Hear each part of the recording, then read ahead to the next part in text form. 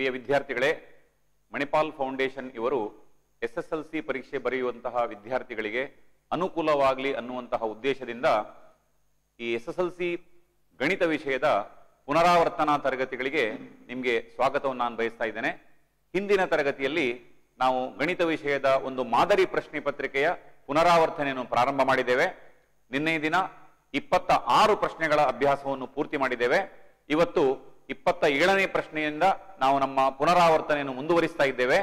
ವಿದ್ಯಾರ್ಥಿಗಳೇ, ಸ್ಕ್ರೀನ್ ನಲ್ಲಿ 27ನೇ ಪ್ರಶ್ನೆ ಬರ್ತಾ ಇದೆ, ನೋಡ್ಕೊಂಡು ಅದನ್ನು ಬರೆಯಿರಿ. ಬರೆಯುವ ಜೊತೆಗೆ ನಾನು ಹೇಳುವ ಮಾತುಗಳನ್ನು ಆಲಿಸ್ತಾ ಅದನ್ನು ಕಲೀರಿ ಅಂತ ಹೇಳ್ತಾ ಇವತ್ತಿನ ತರಗತಿಯನ್ನು ನಾವು ಪ್ರಾರಂಭಿಸ್ತಾ ಇದ್ದೇವೆ. ಇದೀಗ ನಿಮ್ಮ ಮುಂದೆ 27ನೇ ಪ್ರಶ್ನೆ. ಇದರಲ್ಲಿ 3,10, 5,2, 14,12. ರಿಪೀಟ್ ಮಾಡ್ತೇನೆ. 3,10, 5,2, 14,12 ನಿರ್ದೇಶಾಂಕಗಳು ತ್ರಿಭುಜದ ಶೃಂಗಗಳಾದರೆ ಆ ತ್ರಿಭುಜದ ಸುತ್ತಳತೆಯನ್ನು ಕಂಡುಹಿಡಿಯಿರಿ. ಪ್ರಶ್ನೆ ಬರ್ಕೊಳ್ಳಿ. ತ್ರಿಭುಜದ ಸುತ್ತಳತೆ ಕಂಡುಹಿಡಿಯಲಿಕ್ಕೆ ಹೇಳಿದ್ದಾರೆ. ಸುತ್ತಳತೆ ಎಂದರೇನು? ಸುತ್ತಳತೆ ಅಂದರೆ ತ್ರಿಭುಜದ 3 ಬಾಹುಗಳ ಮೊತ್ತ. ಉದಾಹರಣೆಗೆ ತ್ರಿಭುಜದ ಹೆಸರು ABC ಅಂತ ಹೇಳಿ ಆದ್ರೆ ABC ತ್ರಿಭುಜದಲ್ಲಿ 3 ಬಾಹುಗಳು ಇರ್ತವೆ. 1ನೇ ಬಾಹು AB, 2ನೇ ಬಾಹು BC, 3ನೇ ಬಾಹು AC. AB ಬಾಹುವಿನ ಅಳತೆ ಕಂಡುಹಿಡಿಬೇಕು ಅಥವಾ ಉದ್ದ ಕಂಡುಹಿಡಿಬೇಕು. ಹಾಗೆ BCಯ ಉದ್ದ, ACಯ ಉದ್ದ ಕಂಡುಹಿಡಿಬೇಕು. ಈ 3 ಬಾಹುಗಳ ಉದ್ದ ಎಷ್ಟು ಅಂತ ಗೊತ್ತಾದ ನಂತರ ಆ 3 ಬಾಹುಗಳ ಉದ್ದಗಳನ್ನು ಕೂಡಿಸಬೇಕು. ಆಗ ನಮಗೆ ತ್ರಿಭುಜದ ಸುತ್ತಳ ಸಿಗುತ್ತದೆ. ಈಗ ಬಾಹುವಿನ ಉದ್ದ ಕಂಡು ಹಿಡಿಬೇಕಾದ್ರೆ ನಾವು ದೂರ ಸೂತ್ರವನ್ನು ಉಪಯೋಗಿಸಬಹುದು. ಎಯ ಶೃಂಗ ಬಿಯ ಶೃಂಗ ಉಪಯೋಗಿಸಿಕೊಂಡು AB ಯ ಉದ್ದವನ್ನು ಕಂಡು ಹಿಡಿಬಹುದು. ಹಾಗೆ B ಮತ್ತು C ಶೃಂಗಗಳ ನಿರ್ದೇಶಾಂಕಗಳನ್ನು ಉಪಯೋಗಿಸಿ BC ಯ ಉದ್ದ, ಅದೇ ರೀತಿ AC ಯ ಉದ್ದ ಕಂಡುಹಿಡಿಬೇಕು. ಮೊದಲು ಎಲ್ಲಾ 3 ಶೃಂಗಗಳ ನಿರ್ದೇಶಾಂಕ ಬರೆಯೋದು ಬೇಡ ವಿದ್ಯಾರ್ಥಿಗಳೇ. ಈಗ ನಾವು AB ಯನ್ನು ಕಂಡುಹಿಡಿಬೇಕಾದ್ರೆ A ಬರೆದು ಬ್ರಾಕೆಟ್ ನಲ್ಲಿ 3,10 ಬರೆಯಿರಿ. B ಅಂತ ಬರೆದು ಬ್ರಾಕೆಟ್ ನಲ್ಲಿ 5,2 ಅಂತ ಬರೆಯಿರಿ. ಈಗ C ಬಿಂದು ಬರೆಯೋದು ಬೇಡ. C ಬಿಂದು ಬರೆಯೋದು ಬೇಡ. ಈಗ 3ರ ಕೆಳಗೆ X1 ಅಂತ ಬರೆಯಿರಿ. 10ರ ಕೆಳಗೆ Y1 ಅಂತ ಬರೆಯಿರಿ. ಅಲ್ಲೇ 5ರ ಕೆಳಗೆ X2 ಅಂತ ಬರೆಯಿರಿ. 2ರ ಕೆಳಗೆ Y2 ಅಂತ ಬರೆಯಿರಿ. ಈಗ ದೂರ ಸೂತ್ರ ಬರೀಬೇಕು. D ಸಮ ವರ್ಗಮೂಲ X2 ಮೈನಸ್ X1 ಪೂರ್ಣ ವರ್ಗ ಪ್ಲಸ್ Y2 ಮೈನಸ್ Y1 ಪೂರ್ಣ ವರ್ಗ. ಈಗ AB ಕಂಡು ಹಿಡಿಬೇಕು. AB ಸಮ ವರ್ಗಮೂಲ X2 ಅಂದರೆ 5, X1 ಅಂದರೆ 3, 5 ಮೈನಸ್ 3 ಪೂರ್ಣ ವರ್ಗ ಪ್ಲಸ್ Y2 ಅಂದರೆ 2, Y1 ಅಂದರೆ 10, Y2 ಮೈನಸ್ Y1 ಅಂದರೆ 2 ಮೈನಸ್ 10 ಪೂರ್ಣ ವರ್ಗ. 5ರಿಂದ 3 ಕಳೆದರೆ 2, 2ರ ವರ್ಗ 4 ಆಗ್ತದೆ. 2 ಮೈನಸ್ 10 ಮೈನಸ್ 8 ಆಗ್ತದೆ. ಮೈನಸ್ 8ರ ವರ್ಗ ಪ್ಲಸ್ 64 ಆಗ್ತದೆ. ಆದ್ದರಿಂದ AB ಸಮ ವರ್ಗಮೂಲ 4 ಪ್ಲಸ್ 64. ಸ್ಕ್ರೋಲ್ ಮಾಡಿ. AB ಸಮ ವರ್ಗಮೂಲ 68 ಮಾನಗಳು ಆಗ್ತದೆ. ಸ್ವಲ್ಪ ಸರಿ. ಈಗ BC ಕಂಡು ಹಿಡಿಬೇಕು. BC ಕಂಡು ಹಿಡಿಬೇಕಾದ್ರೆ B ಮತ್ತು C ಗಳ ನಿರ್ದೇಶಾಂಕಗಳನ್ನು ಬರೆಯಿರಿ. B ಯ ನಿರ್ದೇಶಾಂಕ ಯಾವುದು? 5,2. C ಯ ನಿರ್ದೇಶಾಂಕಗಳು ಯಾವುದು? 14,12. ಈಗ 5ರ ಕೆಳಗೆ X1 ಅಂತ ಬರೆಯಿರಿ. 2ರ ಕೆಳಗೆ Y1 ಅಂತ ಬರೆಯಿರಿ. 14ರ ಕೆಳಗೆ X2 ಅಂತ ಬರೆಯಿರಿ. 12ರ ಕೆಳಗೆ Y2 ಅಂತ ಬರೆಯಿರಿ. ಈಗ X1 X2, Y1 Y2 ಅಥವಾ X1 Y1, X2 Y2 ಗುರುತಿಸಿಕೊಳ್ಬೇಕು. ಈಗ BC ಯನ್ನು ಪುನಃ ದೂರ ಸೂತ್ರ ಬರೆಯುವ ಅವಶ್ಯಕತೆ ಇಲ್ಲ. BC ಸಮ ವರ್ಗಮೂಲ X2 ಮೈನಸ್ X1 ಅಂದ್ರೆ 14 ಮೈನಸ್ 5 ಅದರ ಪೂರ್ಣ ವರ್ಗ ಪ್ಲಸ್ Y2 ಮೈನಸ್ Y1 ಅಂದ್ರೆ 12 ಮೈನಸ್ 2ರ ಪೂರ್ಣ ವರ್ಗ. 14 ಮೈನಸ್ 5 9 ಆಗ್ತದೆ. 9ರ ವರ್ಗ 81 ಆಯ್ತು. ಪ್ಲಸ್ 12ರಿಂದ 2 ಕಳೆದರೆ 10 ಆಗ್ತದೆ. 10ರ ವರ್ಗ 100. 81 ಮತ್ತು 100 ಕೂಡಿಸಿದರೆ 181 ಆಗ್ತದೆ. BC ಯ ಉದ್ದ ವರ್ಗಮೂಲ 181 ಮಾನಗಳು. ಈಗ CA ಯ ಉದ್ದ ಕಂಡು ಹಿಡಿಬೇಕು. CA ಯ ಉದ್ದ ಕಂಡು ಹಿಡಿಬೇಕಾದ್ರೆ ನಾವು C ಬಿಂದುವಿನ ಅಥವಾ ಮೊದಲು A ಬಿಂದುವಿನ ಹೇಗೆ ಸಾಕ್ತದೆ ಎ ಬಿಂದುವಿನ ನಿರ್ದೇಶಾಂಕಗಳನ್ನು ಬರೆಯಿರಿ. ಎಷ್ಟದು? 3,10. ಸಿ ಬಿಂದುವಿನ ನಿರ್ದೇಶಾಂಕಗಳನ್ನು ಬರೆಯಿರಿ. 14,12. 3ರ ಕೆಳಗೆ x1 ಅಂತ ಬರೆಯಿರಿ. 10ರ ಕೆಳಗೆ y1 ಅಂತ ಬರೆಯಿರಿ. 14ರ ಕೆಳಗೆ x2 ಅಂತ ಬರೆಯಿರಿ. 12ರ ಕೆಳಗೆ y2 ಅಂತ ಬರೆಯಿರಿ. ಈಗ ಸಿ ಎ ಅಥವಾ ಎ ಸಿ ಕಂಡು ಹಿಡಿಬೇಕು. ವರ್ಗಮೂಲ x2 ಮೈನಸ್ x1 ಪೂರ್ಣವರ್ಗ ಅಂದರೆ 14 ಮೈನಸ್ 3 ಪೂರ್ಣವರ್ಗ ಪ್ಲಸ್ y2 ಮೈನಸ್ y1 ಪೂರ್ಣವರ್ಗ ಅಂದರೆ 12 ಮೈನಸ್ 10 ಪೂರ್ಣವರ್ಗ. ಮುಂದಿನ ಸ್ಟೆಪ್ನಲ್ಲಿ ನೋಡಿ, 14ರಿಂದ 3 ಕಳೆದಿದ್ದಾರೆ, 11 ಆಗ್ತದೆ. 11ರ ವರ್ಗ ಪ್ಲಸ್ 12ರಿಂದ 10 ಕಳೆದ್ರೆ 2 ಆಗ್ತದೆ, 2ರ ವರ್ಗ. ವರ್ಗಮೂಲ 11ರ ವರ್ಗ ಪ್ಲಸ್ 2ರ ವರ್ಗ ಅಂದರೆ ವರ್ಗಮೂಲ 121 ಪ್ಲಸ್ 4. 11ರ ವರ್ಗ 121, 2ರ ವರ್ಗ 4. 121 ಮತ್ತು 4 ಕೂಡಿಸಿದರೆ 125 ಆಗ್ತದೆ. ಆದ್ದರಿಂದ ಎಸಿಯ ಉದ್ದ ಅಥವಾ ಸಿಎಯ ಉದ್ದ ವರ್ಗಮೂಲ 125 ಮಾನಗಳು. ಈಗ ನಮಗೆ ತ್ರಿಭುಜದ ಸುತ್ತಳತೆ ಕಂಡು ಹಿಡಿಬೇಕು. ತ್ರಿಭುಜ ಎಬಿಸಿಯ ಸುತ್ತಳತೆ ಅಂದರೆ ಎಬಿ ಪ್ಲಸ್ ಬಿಸಿ ಪ್ಲಸ್ ಸಿಎ. ಎಬಿಯ ಉದ್ದ ವರ್ಗಮೂಲ 64 ಪ್ಲಸ್ ಬಿಸಿಯ ಉದ್ದ ವರ್ಗಮೂಲ 181 ಪ್ಲಸ್ ಎಸಿಯ ಉದ್ದ ವರ್ಗಮೂಲ 125. ಈ ಮೂರನ್ನು ಕೂಡಿಸಲಿಕ್ಕೆ ಅದು ಸಮರೂಪಕರಣಿಗಳು ಅಲ್ಲ. ಆದ್ದರಿಂದ ನಮಗೆ ಎಚ್ಚರಿಕೆ ವಿದ್ಯಾರ್ಥಿಗಳೇ, ಅಲ್ಲಿ ಕೊಟ್ಟಿರುವಂತಹ 3 ಸಂಖ್ಯೆಗಳು 64, 181, 125 ಅದನ್ನು ಕೂಡಿಸಲೇಬಾರದು. ಅದು 64 ಅಲ್ಲ, ಅದು ವರ್ಗಮೂಲ 64. 181 ಅಲ್ಲ, ಅದು ವರ್ಗಮೂಲ 181. 125 ಅಲ್ಲ, ವರ್ಗಮೂಲ 125. ಹೀಗೆ ಅವುಗಳನ್ನು ಹಾಗೆ ಬರೆದು ಬಿಟ್ಟು ಬೇಕಾದ್ರೆ ಬ್ರಾಕೆಟ್ ಹಾಕಿ ಹೊರಗಡೆ ಮಾನಗಳು ಅಂತ ಬರೆದ್ರಾಯ್ತು. ಸರಿ, ನೀವು ಪೂರ್ತಿ ಮಾಡಿದ್ದೀರಂತ ನಾನು ಭಾವಿಸ್ತಾ ಇದ್ದೇನೆ. 27ನೇ ಪ್ರಶ್ನೆ ಅಲ್ಲಿಗೆ ಮುಕ್ತಾಯ ಆಯಿತು. ಮುಂದೆ ಹೋಗೋಣ. ನೆಕ್ಸ್ಟ್ ಪೇಜ್ 15ನೇ ಪೇಜ್ಗೆ ಹೋಗಿ 28ನೇ ಪ್ರಶ್ನೆ ಇಲ್ಲಿ ಚಾಯ್ಸ್ ಕೊಟ್ಟಿದ್ದಾರೆ. ಈ ಪ್ರಶ್ನೆಗೆ ಒಂದು ಚಾಯ್ಸ್ ಕೊಟ್ಟಿದ್ದಾರೆ. ಸರಿ, ಪ್ರಶ್ನೆ ಓದ್ತೇನೆ ನಾನು. A 6,1, B A 2, C 9, B ಮತ್ತು ಡಿ 7,3. ನಾನು ರಿಪೀಟ್ ಮಾಡ್ತೇನೆ. ಎ ಬಿಂದುವಿನ ನಿರ್ದೇಶಾಂಕಗಳು 6,1 ಅದನ್ನು ಬ್ರಾಕೆಟ್ ನಲ್ಲಿ ಬರೀಬೇಕು. ಬಿ ಬಿಂದುವಿನ ನಿರ್ದೇಶಾಂಕಗಳು ಎ 2, ಸಿ ಬಿಂದುವಿನ ನಿರ್ದೇಶಾಂಕಗಳು 9, ಬಿ ಮತ್ತು ಡಿ ಬಿಂದುವಿನ ನಿರ್ದೇಶಾಂಕಗಳು 7,3 ಬಿಂದುಗಳು ಸಮಾಂತರ ಚತುರ್ಭುಜದ ಅನುಕ್ರಮ ಶೃಂಗಗಳಾದರೆ ಎ ಮತ್ತು ಬಿ ಬೆಲೆಗಳನ್ನು ಕಂಡುಹಿಡಿಯಿರಿ. ಬರೀರಿ ವಿದ್ಯಾರ್ಥಿಗಳೇ, ಪ್ರಶ್ನೆ ಬರ್ಕೊಳ್ಳಿ. ತುಂಬಾ ಕ್ಲಿಷ್ಟ ಅಂತ ಅನ್ನಿಸ್ಬೇಕು, ಯಾವುದೇ ಕಷ್ಟ ಇಲ್ಲ, ಸುಲಭವಾಗಿದೆ. ಸ್ವಲ್ಪ ಮೇಲೆ ಸ್ಕ್ರೋಲ್ ಮಾಡಿ, ಚಿತ್ರ ಕಾಣಬೇಕು. ಒಂದೇ ಸ್ಟೆಪ್. ಸಾಕು. ನೋಡಿ ವಿದ್ಯಾರ್ಥಿಗಳೇ, ಚಿತ್ರದಲ್ಲಿ ಒಂದು ಸಮಾಂತರ ಚತುರ್ಭುಜದ ಚಿತ್ರವನ್ನು ಕೊಟ್ಟಿದ್ದಾರಲ್ಲಿ. A B C D, A ಮತ್ತು ಬಿ ಅನುಕ್ರಮ, ಬಿ ಮತ್ತು ಸಿ ಅನುಕ್ರಮ, ಸಿ ಮತ್ತು ಡಿ ಅನುಕ್ರಮ, ಡಿ ಮತ್ತು ಎ ಅನುಕ್ರಮ ಶೃಂಗಗಳಾಗಿವೆ. ಎ ಬಿ ಸಿ ಡಿ ಒಂದು ಸಮಾಂತರ ಚತುರ್ಭುಜವಾಗಿದೆ. ಎ ಬಿ ಸಿ ಡಿಗಳ ನಿರ್ದೇಶಾಂಕಗಳನ್ನು ಕೊಟ್ಟಿದ್ದಾರೆ ಮತ್ತು ಚಿತ್ರದಲ್ಲಿ ಸಮಾಂತರ ಚತುರ್ಭುಜದ ಕರ್ಣಗಳನ್ನು ಕೂಡ ಎಳೆದಿದ್ದಾರೆ. ಆ 2 ಕರ್ಣಗಳು ಓ ಬಿಂದುವಿನಲ್ಲಿ ಛೇದಿಸ್ತಾ ಇವೆ. ಈ ಲೆಕ್ಕ ಮಾಡಬೇಕಾದ್ರೆ ನಮಗೆ ಸಮಾಂತರ ಚತುರ್ಭುಜದ ಒಂದು ಪ್ರಮುಖವಾದ ಅದರ ಕರ್ಣಗಳ ಬಗ್ಗೆ ಇರುವಂತಹ ಒಂದು ಲಕ್ಷಣ ಗೊತ್ತಿರಬೇಕು. ಸಮಾಂತರ ಚತುರ್ಭುಜದಲ್ಲಿ ಕರ್ಣಗಳು ಪರಸ್ಪರ ಅರ್ಧಿಸುತ್ತವೆ. ನಿಮ್ಗೆ ವಿವರಿಸ್ತೇನೆ ಏನು ಅಂತ ಹೇಳಿ. ಈಗ ಅಲ್ಲಿ ಡಿಬಿ ಕರ್ಣ ಇದೆ. ಡಿಬಿ ಕರ್ಣದ 2 ಭಾಗಗಳು ಡಿಒ ಮತ್ತು ಬಿಒ. ಈ ಡಿಬಿ ಕರ್ಣವನ್ನು ಎಸಿ ಕರ್ಣ ಛೇದಿಸ್ತಾ ಉಂಟು, 2 ಸಮಭಾಗ ಮಾಡ್ತಾ ಉಂಟು.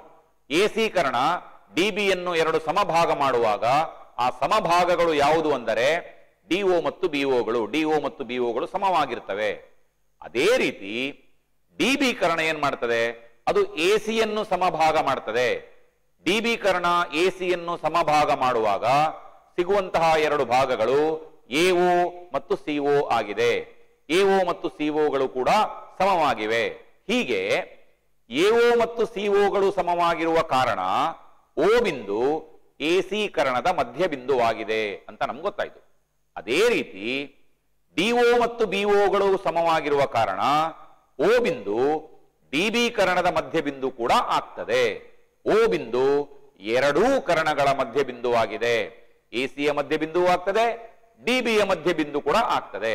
ಆದ್ದರಿಂದ ನಾವು ಮೊದಲನೇ ಬಾರಿಗೆ ಎ ಮತ್ತು ಸಿ ಬಿಂದುಗಳ ನಿರ್ದೇಶಾಂಕಗಳನ್ನು ಆರಿಸಿಕೊಂಡು ಎಸಿಯ ಮಧ್ಯ ಬಿಂದು ಅಂದ್ರೆ ಓ ಬಿಂದುವಿನ ನಿರ್ದೇಶಾಂಕಗಳನ್ನು ಕಂಡುಹಿಡಿಬೇಕು. ನೆಕ್ಸ್ಟ್ ಮತ್ತೊಂದು ಬದಿಯಲ್ಲಿ ಡಿ ಮತ್ತು ಬಿಗಳ ನಿರ್ದೇಶಾಂಕಗಳ ಸಹಾಯದಿಂದ ಡಿಬಿ ಕರಣದ ಮಧ್ಯಬಿಂದು ಅಂದ್ರೆ ಅದು ಕೂಡ ಓ ಬಿಂದುವಿನ ನಿರ್ದೇಶಾಂಕಗಳೇ ಆಗ್ತವೆ. ಹೀಗೆ ಅವೆರಡು ಸಮವಾಗಿರ್ತವೆ. ಎಸಿಯ ಮಧ್ಯಬಿಂದು ಡಿಬಿಯ ಮಧ್ಯಬಿಂದು ಸೇಮ್ ಆಗಿರುವ ಕಾರಣ ನೀವು ಎಸಿಯ ಮಧ್ಯಬಿಂದು ಕಂಡುಹಿಡಿಯುವಾಗ ಸಿಗುವಂತಹ ನಿರ್ದೇಶಾಂಕಗಳು ಡಿಬಿಯ ಮಧ್ಯಬಿಂದು ಕಂಡುಹಿಡಿಯುವಾಗ ಸಿಗುವಂತಹ ನಿರ್ದೇಶಾಂಕಗಳು ಅವೆರಡು ಸಮವಾಗಿರ್ತವೆ. ಸರಿ, ಸ್ಕ್ರೋಲ್ ಮಾಡಿ. ಸಮಾಂತರ ಚತುರ್ಭುಜದ ಕರ್ಣಗಳು ಪರಸ್ಪರ ಅರ್ಧಿಸುತ್ತವೆ. ಅಂದ್ರೆ ಎಸಿ ಕರ್ಣದ ಮಧ್ಯಬಿಂದುವಿನ ನಿರ್ದೇಶಾಂಕಗಳು ಬಿಡಿ ಕರ್ಣದ ಮಧ್ಯಬಿಂದುವಿನ ನಿರ್ದೇಶಾಂಕಗಳು ಅವೆರಡು ಸಮ. ಈಗ ಎ ಬಿಂದುವಿನ ನಿರ್ದೇಶಾಂಕಗಳು 6,1 ಅಂತ ಕೊಟ್ಟಿದ್ದಾರೆ. ಸಿ ಬಿಂದುವಿನ ನಿರ್ದೇಶಾಂಕಗಳನ್ನು 9, ಬಿ ಅಂತ ಕೊಟ್ಟಿದ್ದಾರೆ. ಸಾಧ್ಯ ಆದರೆ ಒಮ್ಮೆಲೆ ಸೂತ್ರ ಬರಿಬಹುದು. ಮಧ್ಯಬಿಂದು ಕಂಡುಹಿಡಿಯುವ ಸೂತ್ರ ಎಂ x1 + x2 ಭಾಗಿಸು 2, y1 + y2 ಭಾಗಿಸು 2. ರಿಪೀಟ್ ಮಾಡ್ತೇನೆ ನಾನು, ಸೂತ್ರ ಬರ್ಕೊಳ್ಳಿ, ಅಲ್ಲಿ ಕೊಡ್ಲಿಲ್ಲ, ನೀವು ಬರ್ಕೊಳ್ಳಿ. ಎಂ ಅಂತ ಬರೀರಿ, ಕ್ಯಾಪಿಟಲ್ ಲೆಟರ್ ಎಂ ಬರೀರಿ. ಎಂ ಆದ ತಕ್ಷಣ ಬ್ರಾಕೆಟ್ ಹಾಕಿ. ಬ್ರಾಕೆಟ್ ನಲ್ಲಿ ಮೊದಲು ಎಕ್ಸ್ ನಿರ್ದೇಶಾಂಕ ಬರೀಬೇಕು. ಎಕ್ಸ್ ನಿರ್ದೇಶಾಂಕ ಯಾವುದು ಅಂದರೆ x1 + x2 ಪೂರ್ಣ ಭಾಗಿಸು 2, ಹಾಕಿ. ವೈ ನಿರ್ದೇಶಾಂಕ ಯಾವುದು ಅಂದ್ರೆ y1 + y2 ಪೂರ್ಣ ಭಾಗಿಸು 2. ಈ ಸೂತ್ರ ಉಪಯೋಗಿಸಿ ಈಗ ಎಸಿಯ ಮಧ್ಯಬಿಂದು ಮತ್ತು ಬಿಡಿಯ ಮಧ್ಯಬಿಂದು ಕಂಡುಹಿಡಿಯಬೇಕು. ಎಸಿಯ ಮಧ್ಯಬಿಂದು ಕಂಡುಹಿಡಿಯುವಾಗ x1 6 ಆಗ್ತದೆ, y1 1 ಆಗ್ತದೆ. x2 9 ಆಯ್ತು, y2 b ಆಯ್ತು. x1 + x2 ಅಂದ್ರೆ 6 + 9 ಭಾಗಿಸು 2. y1 + y2 ಭಾಗಿಸು 2 ಅಂದ್ರೆ 1 + b ಪೂರ್ಣ ಭಾಗಿಸು 2. ಬಲಬದಿಯಲ್ಲಿ ಬಿಡಿಯ ಮಧ್ಯಬಿಂದು ನಿರ್ದೇಶಾಂಕ ಕಂಡುಹಿಡಿಯಬೇಕಾದ್ರೆ ಬಿ ಯ ನಿರ್ದೇಶಾಂಕ a, 2 ಅದು x1 x2 ಆಗ್ತದೆ. ಡಿ ಯ ನಿರ್ದೇಶಾಂಕ 7, 3 ಅದು x2 y2 ಆಗುತ್ತದೆ. x1 + x2 ಭಾಗಿಸು 2 ಅಂದರೆ a + 7 ಭಾಗಿಸು 2 ಆಯ್ತು. y1 + y2 ಭಾಗಿಸು 2 ಅಂದರೆ 2 + 3 ಪೂರ್ಣ ಭಾಗಿಸು 2 ಆಯ್ತು. ಈಗ ಎಡಬದಿಯಲ್ಲಿ ಮತ್ತೊಮ್ಮೆ ಎಡಬದಿಯಲ್ಲಿ ಎಕ್ಸ್ ನಿರ್ದೇಶಾಂಕ 6 + 9 ಕೂಡಿಸಿದ್ರೆ 15 ಆಗ್ತದೆ, 15 ಭಾಗಿಸು 2, ವೈ ನಿರ್ದೇಶಾಂಕ ಹಾಗೆ ಇರಲಿ 1 + b ಪೂರ್ಣ ಭಾಗಿಸು 2. ಬಲಬದಿಯಲ್ಲಿ ಎಕ್ಸ್ ನಿರ್ದೇಶಾಂಕ ಹಾಗೆ ಇರಲಿ a + 7 ಪೂರ್ಣ ಭಾಗಿಸು 2. ವೈ ನಿರ್ದೇಶಾಂಕ ಬೇಕಾದ್ರೆ ಅಲ್ಲಿ 2 + 3 ಕೂಡಿಸಿ 5 ಭಾಗಿಸು 2. ಈಗ ದಶಮಾಂಶವಾಗಿ ಬರೆಯುವ ಅವಶ್ಯಕತೆ ಇರಲಿಲ್ಲ, ಪರವಾಗಿಲ್ಲ, ಹಾಗೆ ಮಾಡೋಣ. 15 ಭಾಗಿಸು 2 ಅಂದರೆ ಅದು 7.5 ಆಯ್ತು. ಮತ್ತು ಬಲಬದಿಯಲ್ಲಿ 5 ಭಾಗಿಸು 2 ಅಂದರೆ 2.5 ಆಯ್ತು. ಎರಡು ಬಿಂದುಗಳ ನಿರ್ದೇಶಾಂಕಗಳು ಸಮವಾಗಿದ್ರೆ, ರಿಪೀಟ್ ಮಾಡ್ತೇನೆ, ಎರಡು ಬಿಂದುಗಳ ನಿರ್ದೇಶಾಂಕಗಳು ಸಮವಾಗಿದ್ರೆ ಅದರ ಅರ್ಥ ಎಕ್ಸ್ ನಿರ್ದೇಶಾಂಕಕ್ಕೆ ಸಮ, ವೈ ನಿರ್ದೇಶಾಂಕಕ್ಕೆ ಸಮವಾಗಿರುತ್ತದೆ. ಈಗ a + 7 ಪೂರ್ಣ ಭಾಗಿಸು 2 ಸಮ 7.5 ಅಂತ ತಗೊಳ್ಬಹುದು. ಅಥವಾ ನೀವು 7.5 ಬದಲಿಗೆ 15 ಭಾಗಿಸು 2 ಅಂತ ತಗೊಂಡ್ರು ಏನ್ ತಪ್ಪಿಲ್ಲ. 15 ಭಾಗಿಸು 2 ಅಂತ ಬರೆದ್ರೆ ಅಲ್ಲಿ 2 ಛೇದಗಳನ್ನು ಕ್ಯಾನ್ಸಲ್ ಮಾಡಬಹುದು. ಆಗ ಸಿಗುವಂತದ್ದು a + 7 ಸಮ 15. ಅತ್ಯಂತ ಸರಳವಾದಂತಹ ಸಮೀಕರಣ. +7 ಅನ್ನು ಬಲಬದಿಗೆ ವರ್ಗಾಯಿಸಿ -7 ಆಗುತ್ತದೆ. a ಸಮ 15 - 7, a ಸಮ 8 ಆಗ್ತದೆ. ನೆಕ್ಸ್ಟ್ ಸ್ಟೆಪ್, ಮುಂದೆ ಸ್ಕ್ರೋಲ್ ಮಾಡಿ. 1 + b ಪೂರ್ಣ ಭಾಗಿಸು 2 ಸಮ 2.5. ವೈ ನಿರ್ದೇಶಾಂಕ ಸಮ ವೈ ನಿರ್ದೇಶಾಂಕ ಅಂತ ತಗೊಳ್ಬೇಕು. 1 + b ಭಾಗಿಸು 2 ಇದು ಎಡಬದಿಯಲ್ಲಿರುವಂತಹ ವೈ ನಿರ್ದೇಶಾಂಕ. ಹಾಗೆ 2.5 ಅದರ ಬದಲಿಗೆ ನೀವು 5 ಭಾಗಿಸು 2 ಅಂತ ತಗೊಂಡ್ರೆ ತಪ್ಪಾಗುದಿಲ್ಲ. 5 ಭಾಗಿಸು 2 ತಗೊಂಡ್ರೆ ಛೇದ 2 ಎರಡೂ ಬದಿಗಳಲ್ಲಿ ಕ್ಯಾನ್ಸಲ್ ಮಾಡಬಹುದು. ಆಗ ಸಿಗುವಂತಹ ಸಮೀಕರಣ 1 + b ಸಮ 5. ಈಗ 1 ಬಲಬದಿಗೆ ವರ್ಗಾಯಿಸಿದರೆ b ಸಮ 5 - 1 ಆಗುತ್ತದೆ. b ಯ ಬೆಲೆ 4 ಅನ್ನುವಂಥದ್ದು ಗೊತ್ತಾಗ್ತದೆ. ಹೀಗೆ a ಯ ಬೆಲೆ 8, b ಯ ಬೆಲೆ 4. ಅವರ ಪ್ರಶ್ನೆಯಲ್ಲಿ a ಮತ್ತು b ಗಳ ಬೆಲೆಗಳನ್ನು ಕಂಡುಹಿಡಿಯಿರಿ ಅಂತ ಹೇಳಿದ್ದಾರೆ. ನಮಗೆ a ಮತ್ತು b ಗಳ ಬೆಲೆಗಳು ಸಿಕ್ಕಿವೆ. a ಯ ಬೆಲೆ 8 ಆಗಿದೆ, b ಯ ಬೆಲೆ 4 ಆಗಿದೆ. ಅಲ್ಲಿಗೆ 27ನೇ ಪ್ರಶ್ನೆ ಮುಕ್ತಾಯ ಆಯಿತು. ನೆಕ್ಸ್ಟ್ ಮುಂದಿನ ಪ್ರಶ್ನೆ, ಕ್ವಶನ್ ನಂಬರ್ 28. 28 ರಚನೆ ಅಲ್ಲ, ಸಾರಿ, ಪ್ರಮೇಯ. ವೃತ್ತದ ಮೇಲಿನ ಯಾವುದೇ ಬಿಂದುವಿನಲ್ಲಿ ಎಳೆದ ಸ್ಪರ್ಶಕವು ಸ್ಪರ್ಶ ಬಿಂದುವಿನಲ್ಲಿ ಎಳೆದ ತ್ರಿಜ್ಯಕ್ಕೆ ಲಂಬವಾಗಿರುತ್ತದೆ ಎಂದು ಸಾಧಿಸಿ. ರಿಪೀಟ್ ಮಾಡ್ತೇನೆ ಪ್ರಶ್ನೆಯನ್ನು. ಇದೊಂದು ಪ್ರಮೇಯ, ವೃತ್ತಗಳು ಪಾಠದ ಪ್ರಮೇಯವಾಗಿದೆ. ವೃತ್ತದ ಮೇಲಿನ ಯಾವುದೇ ಬಿಂದುವಿನಲ್ಲಿ ಎಳೆದ ಸ್ಪರ್ಶಕವು ಸ್ಪರ್ಶ ಬಿಂದುವಿನಲ್ಲಿ ಎಳೆದ ತ್ರಿಜ್ಯಕ್ಕೆ ಲಂಬವಾಗಿರುತ್ತದೆ ಎಂದು ಸಾಧಿಸಿ. ವಿದ್ಯಾರ್ಥಿಗಳೇ, ಈ ಪ್ರಮೇಯವನ್ನು ನೀವು ಸಾಕಷ್ಟು ಬಾರಿ ಮಧ್ಯವಾರ್ಷಿಕ ಪರೀಕ್ಷೆಯಲ್ಲಿ ಮತ್ತು ನಿಮಗೆ ಮಾಡಿದಂತಹ ಪೂರ್ವ ಸಿದ್ಧತಾ ಪ್ರಿಪರೇಟರಿ ಪರೀಕ್ಷೆಗಳಲ್ಲಿ ಅನೇಕ ಬಾರಿ ಈ ಪ್ರಮೇಯವನ್ನು ನೀವು ಚೆನ್ನಾಗಿ ಅಭ್ಯಾಸ ಮಾಡಿದಿರಿ. ನಾನು ಸ್ವಲ್ಪ ಫಾಸ್ಟ್ ಆಗಿ ಹೋಗ್ತೇನೆ. ಚಿತ್ರ ಮಾಡಿ ಬೇಗ. ಒಂದು ವೃತ್ತ ಎಳೆಯಿರಿ. ವೃತ್ತದಲ್ಲಿ ಅದರ ಕೇಂದ್ರ ಗುರುತಿಸಿ ಓ ಬಿಂದು. OP ತ್ರಿಜ್ಯವನ್ನು ಎಳೆಯಿರಿ. P ಬಿಂದುವಿನಲ್ಲಿ ಸ್ಪರ್ಶಕ ಎಳೆಯಿರಿ. ಅದಕ್ಕೆ AB ಅಂತ ಹೆಸರಿಸಿ. ಮತ್ತು AB ಸ್ಪರ್ಶಕದ ಮೇಲೆ ಯಾವುದೇ ಒಂದು ಬಿಂದು Q ಅನ್ನು ಆರಿಸಿಕೊಳ್ಳಿ. ಅದನ್ನು ವೃತ್ತ ಕೇಂದ್ರ O ನೊಂದಿಗೆ ಜೋಡಿಸಿ. OQ ಜೋಡಿಸಿದೆ, ಡಾಟ್ ಲೈನ್ ಹಾಕಿದ್ದಾರೆ, ಅದೊಂದು ನಮ್ಮ ರಚನೆ. ಸರಿ, ದತ್ತ O ವೃತ್ತ ಕೇಂದ್ರ ಮತ್ತು P ಬಿಂದುವಿನಲ್ಲಿ ಎಳೆದ ಸ್ಪರ್ಶಕ AB ಆಗಿದೆ. ABಯು P ಬಿಂದುವಿನಲ್ಲಿ ಎಳೆದ ಸ್ಪರ್ಶಕವಾಗಿದೆ. ಸಾಧನೀಯ OP ಲಂಬ AB. ಇದನ್ನು ಸಾಧಿಸಬೇಕು ನಾವು. OP ಎಂದರೆ ತ್ರಿಜ್ಯ, AB ಎಂದರೆ ಸ್ಪರ್ಶಕ. ತ್ರಿಜ್ಯ ಮತ್ತು ಸ್ಪರ್ಶಕ ಲಂಬವಾಗಿರುತ್ತದೆ. ಅದನ್ನು ಸಾಂಕೇತಿಕವಾಗಿ ವಾಕ್ಯ ಬರೆಯುವ ಬದಲು ಹೀಗೆ ಬರಿಬಹುದು, OP ಲಂಬ AB. ಇದಿಷ್ಟು ಸಾಧನೀಯ. ರಚನೆ ಮಾಡಿದ್ದೇವೆ. P ಅನ್ನು ಹೊರತುಪಡಿಸಿ ABಯ ಮೇಲೆ Q ಬಿಂದುವನ್ನು ಗುರುತಿಸಿ OQ ಅನ್ನು ಸೇರಿಸಬೇಕು. AB ಸ್ಪರ್ಶಕ ಇದೆ. ಆ ಸ್ಪರ್ಶಕದ ಮೇಲೆ ಆಲ್ರೆಡಿ ಒಂದು P ಬಿಂದು ಇದೆ. ಅದನ್ನು ಬಿಟ್ಟು, ಅದನ್ನು ಹೊರತುಪಡಿಸಿ ಮತ್ತೊಂದು ಬಿಂದು Q ಅನ್ನು ಗುರುತಿಸಿದ್ದೇವೆ. ಅದನ್ನು O ನೊಂದಿಗೆ ಜೋಡಿಸಿದ್ದೇವೆ. ಅದನ್ನು ಇಲ್ಲಿ ರಚನೆಯಲ್ಲಿ ಬರೆದಿದ್ದೇವೆ ನಾವು. ಸಾಧನೆ ಸ್ಕ್ರೋಲ್ ಮಾಡಿ. ಸಾಧನೆ ಸುಲಭವಾದಂತಹ ಸಾಧನೆ, ಯಾವುದೇ ಕಷ್ಟ ಇಲ್ಲ. Q ಬಿಂದು ವೃತ್ತದ ಹೊರಭಾಗದಲ್ಲಿದೆ. Q ಬಿಂದು ವೃತ್ತದ ಹೊರಭಾಗದಲ್ಲಿದೆ. P ಬಿಂದು ವೃತ್ತದ ಮೇಲೆಯೇ ಇದೆ, ಸ್ಪರ್ಶಕದ ಮೇಲೆ ಕೂಡ ಇದೆ. ಆದ್ದರಿಂದ OP ತ್ರಿಜ್ಯ ಈಗಾಗಲೇ ಗೊತ್ತು ನಮಗೆ. ಈಗ Q ಬಿಂದು ವೃತ್ತದ ಹೊರಗಿರುವ ಕಾರಣ ಏನಾಗ್ತದೆ? OP ಲಘುತರ OQ ಆಗ್ತದೆ. OP ಕಡಿಮೆ, OQ ಆಯ್ತು. OPಯು, ವಾಕ್ಯ ಬರೀರಿ, OPಯು O ಬಿಂದುವಿನಿಂದ ABಗೆ ಎಳೆಯಬಹುದಾದ ಅತ್ಯಂತ ಚಿಕ್ಕ ರೇಖಾಖಂಡವಾಗಿದೆ. ಈಗ OP OQಗಿಂತ ಕಡಿಮೆ ಆಗಿರುವ ಕಾರಣ ಅದು ಬರೀ OQ ಅಲ್ಲ. ನೀವು AB ಸ್ಪರ್ಶಕದ ಮೇಲೆ ಎಷ್ಟು ಬೇಕಾದರೂ ಬಿಂದುಗಳನ್ನು ಹಾಕೊಳ್ಳಿ ಮತ್ತು O ನೊಂದಿಗೆ ಜೋಡಿಸಿ, ಆ ಎಲ್ಲವೂ ಕೂಡ OPಗಿಂತ ಹೆಚ್ಚಾಗಿರ್ತದೆ. ಅಥವಾ OPಯು O ಬಿಂದುವಿನಿಂದ ABಗೆ ಎಳೆಯಬಹುದಾದ ಅತ್ಯಂತ ಚಿಕ್ಕ ರೇಖಾಖಂಡವಾಗಿದೆ. ಅತ್ಯಂತ ಚಿಕ್ಕ ರೇಖಾಖಂಡವೇ ಲಂಬವಾಗಿರ್ತದೆ ಅನ್ನುವಂತಹ ವಿಚಾರ ನಾವು ಹಿಂದಿನ ತರಗತಿಯಲ್ಲಿ ಕಲಿತಿದ್ದೇವೆ. ಆದ್ದರಿಂದ OP ಲಂಬ AB. ನಿಮಗೆ ನಿಮ್ಮ ಶಿಕ್ಷಕರು ಶಾಲೆಯಲ್ಲಿ ಯಾವ ರೀತಿ ಬರೀಲಿಕ್ಕೆ ಕಲಿಸಿದ್ದಾರೆ ಅದೇ ರೀತಿ ಬರೀರಿ ವಿದ್ಯಾರ್ಥಿಗಳೇ. ಪ್ರಮೇಯ ಅದು. ಮುಂದೆ 29ನೇ ಪ್ರಶ್ನೆಗೆ ಹೋಗೋಣ. ಸ್ಕ್ರೋಲ್ ಮಾಡಿ. 3 ಅಂಕದ ಪ್ರಶ್ನೆ. ಮೇಲ್ಮೈ ವಿಸ್ತೀರ್ಣ ಮತ್ತು ಘನಫಲಗಳು ಪಾಠದಿಂದ ಪ್ರಶ್ನೆ ಕೊಟ್ಟಿದ್ದಾರೆ 3 ಅಂಕಕ್ಕೆ.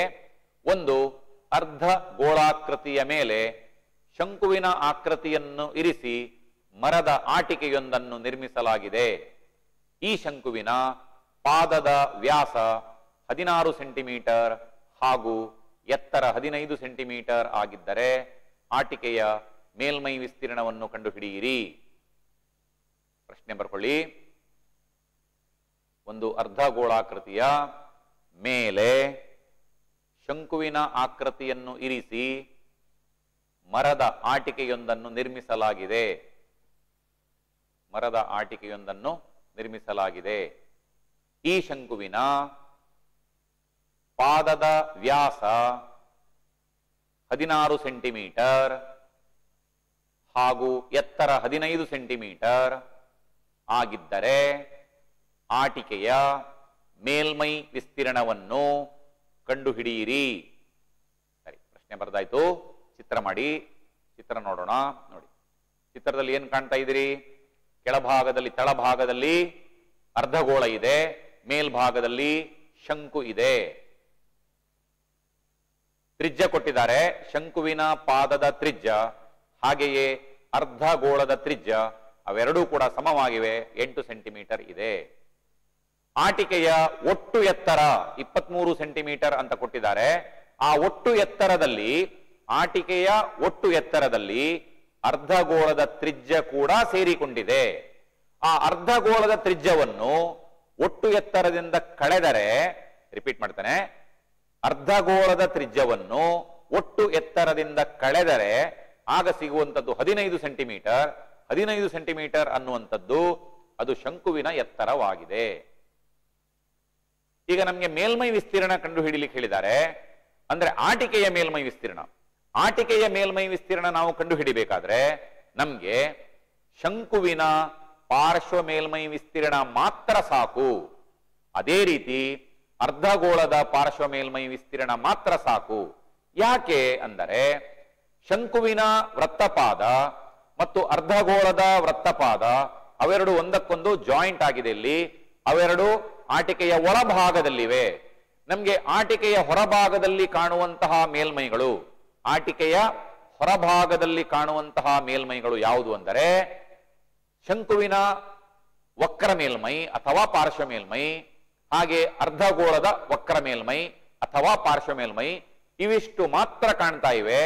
ಆದ್ದರಿಂದ ರಿಪೀಟ್ ಮಾಡ್ತೇನೆ, ಆಟಿಕೆಯ ಮೇಲ್ಮೈ ವಿಸ್ತೀರ್ಣ ಅಂದರೆ ಶಂಕುವಿನ ವಕ್ರ ಮೇಲ್ಮೈ ವಿಸ್ತೀರ್ಣ ಪ್ಲಸ್ ಅರ್ಧಗೋಳದ ವಕ್ರ ಮೇಲ್ಮೈ ವಿಸ್ತೀರ್ಣ.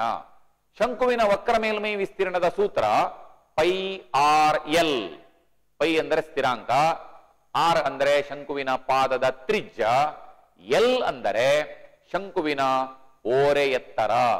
ಆದರೆ ಪ್ರಶ್ನೆಯಲ್ಲಿ ಶಂಕುವಿನ ಓರೆ ಎತ್ತರ ಕೊಡ್ಲಿಲ್ಲ. ಶಂಕುವಿನ ಪಾದದ ತ್ರಿಜ್ಯ ಆರ್ 8 ಸೆಂಟಿಮೀಟರ್ ಅಂತ ನಮ್ಗೆ ಗೊತ್ತು. ಶಂಕುವಿನ ಎತ್ತರ ನಾವಲ್ಲಿ ಚಿತ್ರದಲ್ಲಿ ಕಂಡು ಹಿಡಿದಿದ್ದೇವೆ. 23ರಿಂದ 8 ಕಳೆದು 15 ಸೆಂಟಿಮೀಟರ್, ಅದು ಎಚ್ ಆಗಿದೆ. ಶಂಕುವಿನ ಎತ್ತರ ಎಚ್ ಗೊತ್ತು, ಶಂಕುವಿನ ಪಾದದ ತ್ರಿಜ್ಯ ಆರ್ ಗೊತ್ತು. ಈ ಎಚ್ ಮತ್ತು ಆರ್ ಗಳ ಸಹಾಯದಿಂದ, ಶಂಕುವಿನ ಎತ್ತರ ಮತ್ತು ಪಾದದ ತ್ರಿಜ್ಯಗಳ ಸಹಾಯದಿಂದ ನಾವು ಶಂಕುವಿನ ಓರೆ ಎತ್ತರ ಎಲ್ ಅನ್ನು ಕಂಡು ಹಿಡಿಯಲಿಕ್ಕೆ ಸಾಧ್ಯ ಇದೆ. ಅದಕ್ಕೆ ನಾವು ಪೈಥಾಗೊರಸ್ ಪ್ರಮೇಯವನ್ನು ಉಪಯೋಗಿಸಬೇಕು. ಅದು ನಮ್ಮ ಮೊದಲ ಕೆಲಸ. ಸ್ಕ್ರೋಲ್ ಮಾಡಿ. ಎಲ್ ಸಮ, ಸೂತ್ರ ಬರಿಬೇಕು ಫಸ್ಟಿಗೆ, ಎಲ್ ಸಮ ವರ್ಗಮೂಲ ಆರ್ ವರ್ಗ ಪ್ಲಸ್ ಎಚ್ ವರ್ಗ, ಇದು ಶಂಕುವಿನ ಓರೆ ಎತ್ತರ. ಎಲ್ ಸಮ ವರ್ಗಮೂಲ ಆರ್ ವರ್ಗ ಅಂದರೆ 8ರ ವರ್ಗ ಪ್ಲಸ್ ಎಚ್ ವರ್ಗ ಅಂದರೆ 15ರ ವರ್ಗ. 8ರ ವರ್ಗ 64, 15ರ ವರ್ಗ 225. 64 ಮತ್ತು 225 ಕೂಡಿಸಿದರೆ 289 ಆಗ್ತದೆ. ಎಲ್ ಸಮ ವರ್ಗಮೂಲ 289, ಎಲ್ ಸಮ 17 ಸೆಂಟಿಮೀಟರ್ ಆಗಿದೆ. ಸರಿ, ಎಲ್ ಗೊತ್ತಾಯ್ತು, ಶಂಕುವಿನ ಓರೆ ಎತ್ತರ ಗೊತ್ತಾಯ್ತು. ಈಗ ಆಟಿಕೆಯ ಮೇಲ್ಮೈ ವಿಸ್ತೀರ್ಣ ಕಂಡು ಹಿಡಿಲಿಕ್ಕೆ ಯಾವುದೇ ತೊಂದರೆ ಇಲ್ಲ. ಮುಂದೆ ಹೋಗಿ. ಆಟಿಕೆಯ ಮೇಲ್ಮೈ ವಿಸ್ತೀರ್ಣ ಸಮ ಅರ್ಧಗೋಳದ ವಕ್ರ ಮೇಲ್ಮೈ ವಿಸ್ತೀರ್ಣ ಪ್ಲಸ್ ಶಂಕುವಿನ ವಕ್ರ ಮೇಲ್ಮೈ ವಿಸ್ತೀರ್ಣ. ಅರ್ಧಗೋಳದ ವಕ್ರ ಮೇಲ್ಮೈ ವಿಸ್ತೀರ್ಣ ಕಂಡು ಹಿಡಿಯುವ ಸೂತ್ರ 2 ಪೈ ಆರ್ ಸ್ಕ್ವೇರ್ ಪ್ಲಸ್ ಶಂಕುವಿನ ವಕ್ರ ಮೇಲ್ಮೈ ವಿಸ್ತೀರ್ಣ ಕಂಡು ಹಿಡಿಯುವ ಸೂತ್ರ pi r l. 2 pi r square plus pi r l, ಇದು ಆಟಿಕೆಯ ಮೇಲ್ಮೈ ವಿಸ್ತೀರ್ಣ ಕಂಡು ಹಿಡಿಯುವ ಸೂತ್ರವಾಗಿದೆ.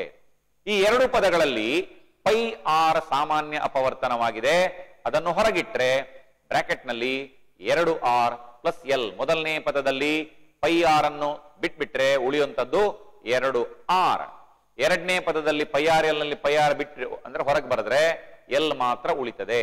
ಈಗ ನಾವು ಪೈಯ ಬೆಲೆ, ಆರ್ ನ ಬೆಲೆ, ಎಲ್ ಬೆಲೆಗಳನ್ನು ಆದೇಶಿಸಬೇಕು.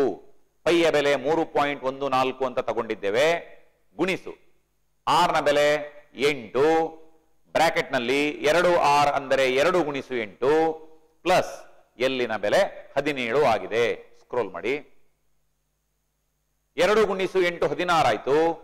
16 ಮತ್ತು 17 ಕೂಡಿಸಿದ್ರೆ 33 ಆಗ್ತದೆ. ನೋಡಿ ಸೆಕೆಂಡ್ ಸ್ಟೆಪ್. ನೆಕ್ಸ್ಟ್ ಸ್ಟೆಪ್ ಅಲ್ಲಿ 3.14 ಗುಣಿಸು 8 ಗುಣಿಸು 16 ಪ್ಲಸ್ 17 ಆಗಿದೆ. ನೆಕ್ಸ್ಟ್ ಸ್ಟೆಪ್ 3.14 ಗುಣಿಸು 8 ಗುಣಿಸು 33. 33 ಹೇಗೆ ಬಂತು? 16 ಮತ್ತು 17 ಕೂಡಿಸಿದಾಗ 33 ಬಂತು. ನೆಕ್ಸ್ಟ್ ಸ್ಟೆಪ್ 3.14 ಗುಣಿಸು 264. 264 ಹೇಗೆ ಬಂತು? 8 ಮತ್ತು 33 ಅನ್ನು ಗುಣಿಸಿದ್ದಾರೆ. 8 24, 24 26. ಸರಿ, ಈಗ 3.14 ಮತ್ತು 264 ಅನ್ನು ಮತ್ತೆ ಪುನಃ ಗುಣಿಸಬೇಕು. ಈಗ ಸಿಗುವಂತಹ ಉತ್ತರವೇ ಅಂತಿಮ ಉತ್ತರ ಆಗಿರ್ತದೆ. ಅದು 828.96. ಸುಮಾರು 829 ಅಂತ ಬರೆದ್ರೆ ತಪ್ಪಿಲ್ಲ. 828.96 ಅನ್ನು 829 ಪೂರ್ಣಗೊಳಿಸಬಹುದು. ಅಷ್ಟು ಚದರ ಸೆಂಟಿಮೀಟರ್ ಇದು ಆಟಿಕೆಯ ಮೇಲ್ಮೈ ವಿಸ್ತೀರ್ಣ ಆಗಿದೆ. ಕೆಲವೊಮ್ಮೆ ವಿದ್ಯಾರ್ಥಿಗಳೇ ಮೇಲ್ಮೈ ವಿಸ್ತೀರ್ಣದ ಬದಲಿಗೆ ಅದಕ್ಕೆ ಬಣ್ಣ ಹಚ್ಚಲು ತಗಲುವ ವೆಚ್ಚ ಎಷ್ಟು ಅಂತ ಕೇಳ್ತಾರೆ. ಆಗ್ಲೂ ಕೂಡ ನಾವು ಆಟಿಕೆಯ ಮೇಲ್ಮೈ ವಿಸ್ತೀರ್ಣವನ್ನು ಕಂಡುಹಿಡಿಬೇಕು. ಮತ್ತೆ ಒಂದು ಎಕ್ಸ್ಟ್ರಾ ಕೆಲಸ ಇರ್ತದೆ. ಚದರ ಸೆಂಟಿಮೀಟರ್ಗೆ ಬಣ್ಣ ಹಚ್ಚುವ ದರವನ್ನು ಗುಣಿಸಬೇಕಾಗ್ತದೆ. ಆಗ ನಮಗೆ ಬಣ್ಣ ಹಚ್ಚಲು ತಗಲುವ ವೆಚ್ಚ ಎಷ್ಟು ಅಂತ ಗೊತ್ತಾಗ್ತದೆ. ಸುಮ್ಮನೆ ನಿಮಗೆ ಮಾಹಿತಿಗೆ ಕೊಡ್ತಾ ಇದ್ದೇನೆ. ಈ ಪ್ರಶ್ನೆ ಅದನ್ನು ಕೇಳಲಿಲ್ಲ, ಕೆಲವೊಮ್ಮೆ ಕೇಳಿದ್ರೆ ಅದನ್ನು ಹಾಗೆ ಮಾಡಬೇಕಾಗ್ತದೆ. ಸರಿ, ನೆಕ್ಸ್ಟ್ ಕ್ವೆಶ್ಚನ್, ಮುಂದಿನ ಪ್ರಶ್ನೆಗೆ ಹೋಗೋಣ. ಸ್ಕ್ರೋಲ್ ಮಾಡಿ. ಸರಿ, ಇದರಲ್ಲಿ ಚಾಯ್ಸ್ ಕೊಟ್ಟಿದ್ದಾರೆ. ಸಿಲಿಂಡರಿನ ಎರಡೂ ಬದಿಗಳಲ್ಲಿ ಸಮ ತ್ರಿಜ್ಯವಿರುವ ಅರ್ಧ ಗೋಳಗಳನ್ನು ಜೋಡಿಸಿರುವ ಆಕಾರದಲ್ಲಿ ಪೆಟ್ರೋಲ್ ಟ್ಯಾಂಕ್ ಅನ್ನು ನಿರ್ಮಿಸಲಾಗಿದೆ. ಈ ಟ್ಯಾಂಕಿನ ಒಟ್ಟು ಉದ್ದ 6 ಮೀಟರ್ ಮತ್ತು ತ್ರಿಜ್ಯ 1 ಮೀಟರ್ ಆಗಿದ್ದರೆ ಈ ಟ್ಯಾಂಕಿನಲ್ಲಿ ತುಂಬಬಹುದಾದ ಪೆಟ್ರೋಲಿನ ಪ್ರಮಾಣವನ್ನು ಲೀಟರ್ಗಳಲ್ಲಿ ತಿಳಿಸಿ ಅಂತ ಕೊಟ್ಟಿದ್ದಾರೆ. ಇನ್ನೊಮ್ಮೆ ಪ್ರಶ್ನೆಯನ್ನು ಸ್ಲೋಲಿ ಓದ್ತೇನೆ ನಾನು. ಸಿಲಿಂಡರಿನ ಎರಡೂ ಬದಿಗಳಲ್ಲಿ ಸಮ ತ್ರಿಜ್ಯವಿರುವ ಅರ್ಧ ಗೋಳಗಳನ್ನು ಜೋಡಿಸಿರುವ ಆಕಾರದಲ್ಲಿ ಪೆಟ್ರೋಲ್ ಟ್ಯಾಂಕ್ ಅನ್ನು ನಿರ್ಮಿಸಲಾಗಿದೆ. ಪೆಟ್ರೋಲ್ ಟ್ಯಾಂಕ್ ಅನ್ನು ನಿರ್ಮಿಸಲಾಗಿದೆ. ಈ ಟ್ಯಾಂಕಿನ ಒಟ್ಟು ಉದ್ದ 6 ಮೀಟರ್ ಮತ್ತು ತ್ರಿಜ್ಯ 1 ಮೀಟರ್ ಆಗಿದ್ದರೆ ಈ ಟ್ಯಾಂಕ್ನಲ್ಲಿ ತುಂಬಬಹುದಾದ ಪೆಟ್ರೋಲಿನ ಪ್ರಮಾಣವನ್ನು ಲೀಟರ್ಗಳಲ್ಲಿ ತಿಳಿಸಿ. ಸ್ಕ್ರೋಲ್ ಮಾಡಿ, ಚಿತ್ರ ಮಾಡಬೇಕು ವಿದ್ಯಾರ್ಥಿಗಳೇ. ನೋಡಿ, ಚಿತ್ರದಲ್ಲಿ ಸ್ಪಷ್ಟ ಗೊತ್ತಾಗ್ತದೆ. ಮಧ್ಯಭಾಗದಲ್ಲಿ ಸಿಲಿಂಡರ್ ಇದೆ, ಅದರ ಎರಡೂ ಬದಿಗಳಲ್ಲಿ ಅರ್ಧ ಗೋಳಗಳನ್ನು ಜೋಡಿಸಿದ್ದಾರೆ. ಮತ್ತು ಸಿಲಿಂಡರಿನ ತ್ರಿಜ್ಯ ಅಂದ್ರೆ ಸಿಲಿಂಡರಿನ ಪಾದದ ತ್ರಿಜ್ಯ, ಅರ್ಧ ಗೋಳದ ತ್ರಿಜ್ಯ ಎರಡೂ ಸಮವಾಗಿವೆ, ಅದು 1 ಮೀಟರ್ ಇದೆ. ಆಮೇಲೆ ಪೆಟ್ರೋಲ್ ಟ್ಯಾಂಕಿನ ಒಟ್ಟು ಉದ್ದ ಕೊಟ್ಟಿದ್ದಾರೆ, 6 ಮೀಟರ್ ಅಂತ ಕೊಟ್ಟಿದ್ದಾರೆ. ಈ ಒಟ್ಟು ಉದ್ದದಲ್ಲಿ ನಾವು ಆ ಕಡೆ ಈ ಕಡೆ ಇರುವ ಅರ್ಧ ಗೋಳಗಳ ತ್ರಿಜ್ಯಗಳನ್ನು ಕಳಿಬೇಕು. ಆಗ 6ರಿಂದ -1 ಮಾಡಿದರೆ 4 ಮೀಟರ್. ಅದು ಕೇವಲ ಸಿಲಿಂಡರಿನ ಉದ್ದ ಅಥವಾ ಸಿಲಿಂಡರಿನ ಎತ್ತರ ಆಗ್ತದೆ. ನಮಗೆ ಎತ್ತರ ಬೇಕೇ ಬೇಕು. ಈಗ ಟ್ಯಾಂಕಿನಲ್ಲಿ ತುಂಬಬಹುದಾದ ಪೆಟ್ರೋಲಿನ ಪ್ರಮಾಣ ಅಂದರೆ ಅದು ಟ್ಯಾಂಕಿನ ಘನಫಲವನ್ನು ನಾವು ಕಂಡುಹಿಡಿಬೇಕು ಅಂತ ಸೂಚಿಸ್ತದೆ. ಟ್ಯಾಂಕಿನ ಘನಫಲ ಕಂಡುಹಿಡಿಯುವುದು ಹೇಗೆ? ಅದರಲ್ಲಿ ಸಿಲಿಂಡರ್ ಇದೆ, ಸಿಲಿಂಡರಿನ ಘನಫಲ ಬೇಕು. 2 ಅರ್ಧಗೋಳಗಳಿವೆ, ನಾವು ಒಂದು ಅರ್ಧಗೋಳದ ಘನಫಲ ಕಂಡುಹಿಡಿದು 2ರಿಂದ ಗುಣಿಸಬೇಕು. ಅಥವಾ 2 ಅರ್ಧಗೋಳ ಸೇರಿಸಿದ್ರೆ 1 ಗೋಳ ಆಗ್ತದೆ, ಗೋಳದ ಘನಫಲ ಕಂಡುಹಿಡಿದ್ರೂ ಆಗ್ತದೆ. ಸಿಲಿಂಡರಿನ ಘನಫಲ ಮತ್ತು ಗೋಳದ ಘನಫಲ ಇವೆರಡನ್ನೂ ಕೂಡಿಸಿದ್ರೆ ನಮಗೆ ಇಡೀ ಪೆಟ್ರೋಲ್ ಟ್ಯಾಂಕಿನ ಘನಫಲ ಅಥವಾ ಅದರಲ್ಲಿ ತುಂಬಬಹುದಾದ ಪೆಟ್ರೋಲ್ನ ಪ್ರಮಾಣ ಎಷ್ಟು ಅಂತ ಗೊತ್ತಾಗ್ತದೆ. ಸ್ಕ್ರೋಲ್ ಮಾಡಿ, ಸೊಲ್ಯೂಷನ್ ನೋಡುವ, ಉತ್ತರ ನೋಡೋಣ. ಟ್ಯಾಂಕಿನ ಘನಫಲ ಸಮ 2 ಗುಣಿಸು ಅರ್ಧ ಗೋಳಗಳ ಘನಫಲ ಪ್ಲಸ್ ಸಿಲಿಂಡರಿನ ಘನಫಲ. ಈಗ ಸೂತ್ರ ಹಾಕಬೇಕು. 2 ಗುಣಿಸು ಅರ್ಧ ಗೋಳದ ಘನಫಲ 3/2 πr ಘನ ಪ್ಲಸ್ ಸಿಲಿಂಡರಿನ ಘನಫಲ πr ವರ್ಗ h. ಎರಡೂ ಪದಗಳಲ್ಲಿ πr ವರ್ಗ ಸಾಮಾನ್ಯ ಅಪವರ್ತನವಾಗಿದೆ. ಎರಡೂ ಪದಗಳಲ್ಲಿ ಪೈ ಇದೆ, ಎರಡೂ ಪದಗಳಲ್ಲಿ r ಸ್ಕ್ವೇರ್ ಇದೆ. ಮೊದಲನೇ ಪದದಲ್ಲಿ ಪೈ ಮತ್ತು r ಸ್ಕ್ವೇರ್ ಅನ್ನು ಬಿಟ್ರೆ ಆಗ ಉಳಿಯುವಂತದ್ದು ನೋಡಿ 2 ಗುಣಿಸು 2 ಭಾಗಿಸು 3 ಅಂದ್ರೆ 4/3 ಮತ್ತು r ಘನದಲ್ಲಿ r ವರ್ಗ ಹೋದ್ರೆ r ಉಳಿತದೆ. 4/3 r ಅನ್ನುವಂಥದ್ದು ಆ ಅಪವರ್ತನ ಉಳಿತದಲ್ಲಿ. ಅದೇ ರೀತಿ ಎರಡನೇ ಪದದಲ್ಲಿ ಪೈ r ವರ್ಗವನ್ನು ಆವರಣದ ಹೊರಗೆ ಬರೆದಿದ್ದೇವೆ, ಅದನ್ನು ಬಿಟ್ಬಿಡಿ, ಉಳಿಯುವಂಥದ್ದು h ಮಾತ್ರ. ಹೀಗೆ ಅಪವರ್ತಿಸಿದ್ರೆ πr ಸ್ಕ್ವೇರ್ ಗುಣಿಸು 3/4 r ಪ್ಲಸ್ h ಆಗುತ್ತದೆ. ಈಗ ಬೆಲೆಗಳನ್ನು ಆದೇಶಿಸಿ ಪೈಯ ಬೆಲೆ 7ನೇ 22 ಗುಣಿಸು ಆರ್ ಸ್ಕ್ವೇರ್ ಅಥವಾ ಆರ್ ವರ್ಗ ಅಂದರೆ 1ರ ವರ್ಗ ಆವರಣದೊಳಗೆ 3ನೇ 4 ಗುಣಿಸು ಆರ್ನ ಬೆಲೆ 1 ಹಾಕಿ ಪ್ಲಸ್ ಎಚ್ ಇರುವಲ್ಲಿ 4 ಅಂತ ಬರೆಯಿರಿ. 7ನೇ 22 ಗುಣಿಸು 1ರ ವರ್ಗ ಅಂದ್ರೆ 1, 1ರಿಂದ 7ನೇ 22ಕ್ಕೆ ಗುಣಿಸಿದ್ರೆ 7ನೇ 22 ಆಗ್ತದೆ. ಬ್ರಾಕೆಟ್ ನಲ್ಲಿ 3ನೇ 4 ಪ್ಲಸ್ 4 ಇದೆ. ಅದನ್ನು ಸಮಛೇದ ತೆಗೆದು ಕೂಡಿಸಬೇಕು. ಸಮಛೇದ 3 ಆಗುತ್ತದೆ. 4 ಹಾಗೆ ಇರ್ತದೆ. ಅಲ್ಲಿ 2ನೇ ಪದ 4, ಅದಕ್ಕೆ 3ರಿಂದ ಗುಣಿಸಿದ್ರೆ 12 ಆಗ್ತದೆ. ಯಾಕೆ 3ರಿಂದ ಗುಣಿಸಬೇಕು ಅಂತ ಗೊತ್ತು ನಿಮ್ಗೆ. ಈಗ 7ನೇ 22 ಆವರಣ ಹೊರಗೆ, ಆವರಣದ ಒಳಗೆ 16/3 ಆಯ್ತು. ಅಂಶ ಮತ್ತು ಅಂಶ ಗುಣಿಸಿ, ಛೇದ ಮತ್ತು ಛೇದ ಗುಣಿಸಿ 22 ಮತ್ತು 16 ಗುಣಿಸಿದ್ರೆ 352 ಆಗುತ್ತದೆ. ಹಾಗೆ ಛೇದ ಮತ್ತು ಛೇದ ಗುಣಿಸಿ 7 ಗುಣಿಸು 3 ಮಾಡಿದ್ರೆ 21 ಆಗುತ್ತದೆ. 352ಕ್ಕೆ 21ರಿಂದ ಭಾಗಿಸಬೇಕು. ಉತ್ತರ 16.7619 ಘನ ಮೀಟರ್ ಆಗುತ್ತದೆ. ಈಗ ಘನ ಮೀಟರ್ ಅನ್ನು ಲೀಟರಿಗೆ ಪರಿವರ್ತಿಸಬೇಕು. ಘನ ಮೀಟರ್ ಅನ್ನು ಲೀಟರಿಗೆ ಪರಿವರ್ತಿಸಬೇಕಾದರೆ ಘನ ಮೀಟರಿಗೆ 1000ದಿಂದ ಗುಣಿಸಬೇಕು. ಈಗ ಘನ ಮೀಟರ್ಗಳಲ್ಲಿ ಘನಫಲ ಎಷ್ಟು ಅಂದರೆ 16.7619. ಇದಕ್ಕೆ 1000ರಿಂದ ಗುಣಿಸಬೇಕು. ಆಗ 16,761.9 ಸುಮಾರಾಗಿ 16,762 ಲೀಟರ್ ಅಂತ ಹೇಳಿದ್ರು ತಪ್ಪಾಗೋದಿಲ್ಲ. ಹೀಗೆ ಪೆಟ್ರೋಲಿನ ಪ್ರಮಾಣ ಈ ರೀತಿ ನಾವು ಕಂಡು ಹಿಡಿದಿದ್ದೇವೆ. ವಿದ್ಯಾರ್ಥಿಗಳೇ, 3 ಅಂಕದ ಪ್ರಶ್ನೆ. ಈ ಮೇಲ್ಮೈ ವಿಸ್ತೀರ್ಣ ಮತ್ತು ಘನಫಲಗಳು ಪಾಠದಿಂದ ಇಂತಹ ಪ್ರಶ್ನೆಗಳೇ ಬರೋದು. ಜೋಡಿಸಿದ ಘನಾಕೃತಿಗಳ ಘನಫಲ ಕಂಡುಹಿಡಿಯೋದು, ಅಥವಾ ಜೋಡಿಸಿದ ಘನಾಕೃತಿಗಳ ಮೇಲ್ಮೈ ವಿಸ್ತೀರ್ಣ ಕಂಡುಹಿಡಿಯೋದು, ಅಥವಾ ಒಂದು ಘನಾಕೃತಿಯನ್ನು ಮತ್ತೊಂದು ಘನಾಕೃತಿಗೆ ಪರಿವರ್ತನೆ ಮಾಡುವುದು. ಇಂತಹ 3 ಲೆಕ್ಕಗಳು ಪ್ರಮುಖವಾದಂತಹ ಲೆಕ್ಕಗಳು. ನೀವು ನಿಮ್ಮ ಟೆಕ್ಸ್ಟ್ ಬುಕ್ ನಲ್ಲಿರುವಂತಹ ಉದಾಹರಣೆಯ ಎಲ್ಲ ಲೆಕ್ಕಗಳನ್ನು, ಅಭ್ಯಾಸದ ಎಲ್ಲ ಲೆಕ್ಕಗಳನ್ನು ಚೆನ್ನಾಗಿ ಕಲಿಯಿರಿ. ಹಳೆ ಪ್ರಶ್ನೆ ಪತ್ರಿಕೆಗಳಿದ್ದರೆ, ಮಾದರಿ ಪ್ರಶ್ನೆ ಪತ್ರಿಕೆಗಳಿದ್ದರೆ ಅವುಗಳಲ್ಲಿರುವಂತಹ ಲೆಕ್ಕಗಳನ್ನು ಚೆನ್ನಾಗಿ ಕಲಿಯಿರಿ. ಖಂಡಿತವಾಗಿಯೂ ಈ ಪಾಠ ನಿಮಗೆ 7 ಅಂಕಗಳನ್ನು ಗಳಿಸಲಿಕ್ಕೆ ಸಾಧ್ಯ ಆಗ್ತದೆ. ಮುಂದಿನ ಪ್ರಶ್ನೆ ನಕ್ಷೆ, ಗ್ರಾಫ್ ಪ್ರಶ್ನೆ. ನಮ್ಗೆ ಗೊತ್ತು ಗ್ರಾಫ್ ಅನ್ನುವಂಥದ್ದು ಯಾವ ಪಾಠದಿಂದ ಬರ್ತದೆ? ರೇಖಾತ್ಮಕ ಸಮೀಕರಣಗಳ ಜೋಡಿಗಳು. ಈ ಪಾಠದಿಂದ ಆ ಗ್ರಾಫ್ ಲೆಕ್ಕವನ್ನು ಕೊಡ್ತಾರೆ. ನಕ್ಷೆಯ ಕ್ರಮದಿಂದ ಬಿಡಿಸಿ 2 ಸಮೀಕರಣಗಳನ್ನು ಕೊಟ್ಟಿದ್ದಾರೆ. ಮೊದಲನೇ ಸಮೀಕರಣ x + y = 8, ಎರಡನೇ ಸಮೀಕರಣ x - y = 2. x + y = 8 ಮೊದಲನೇ ಸಮೀಕರಣ ಆರಿಸಿಕೊಳ್ಳಿ. y ಅನ್ನು ಎಡಭಾಗದಲ್ಲಿ ಅಲ್ಲೇ ಬಿಟ್ಬಿಡಿ. x ಅನ್ನು ಬಲಬದಿಗೆ ವರ್ಗಾಯಿಸಿ. 8 - x ಆಗ್ತದೆ. y = 8 - x. ಈಗ x ಗೆ ನಾವೇ 3 ಬೆಲೆಗಳನ್ನು ಕೊಡಬೇಕು. ನೋಡಿ, ಇಲ್ಲಿ ಬಾಕ್ಸ್ ನಲ್ಲಿ ಆರೆಂಜ್ ಬಣ್ಣದಲ್ಲಿ ಹಾಕಿದ್ದಾರೆ. x ನ ಬೆಲೆಗಳು 0, 1, 2. ಅಲ್ಲಿ ಮೇಲೆ ಕೊಟ್ಟಿರುವಂತಹ ಸಮೀಕರಣದಲ್ಲಿ x ನ ಬೆಲೆ 0 ಅಂತ ಹಾಕಿ. ಆಗ 8 - 0 8 ಆಗ್ತದೆ.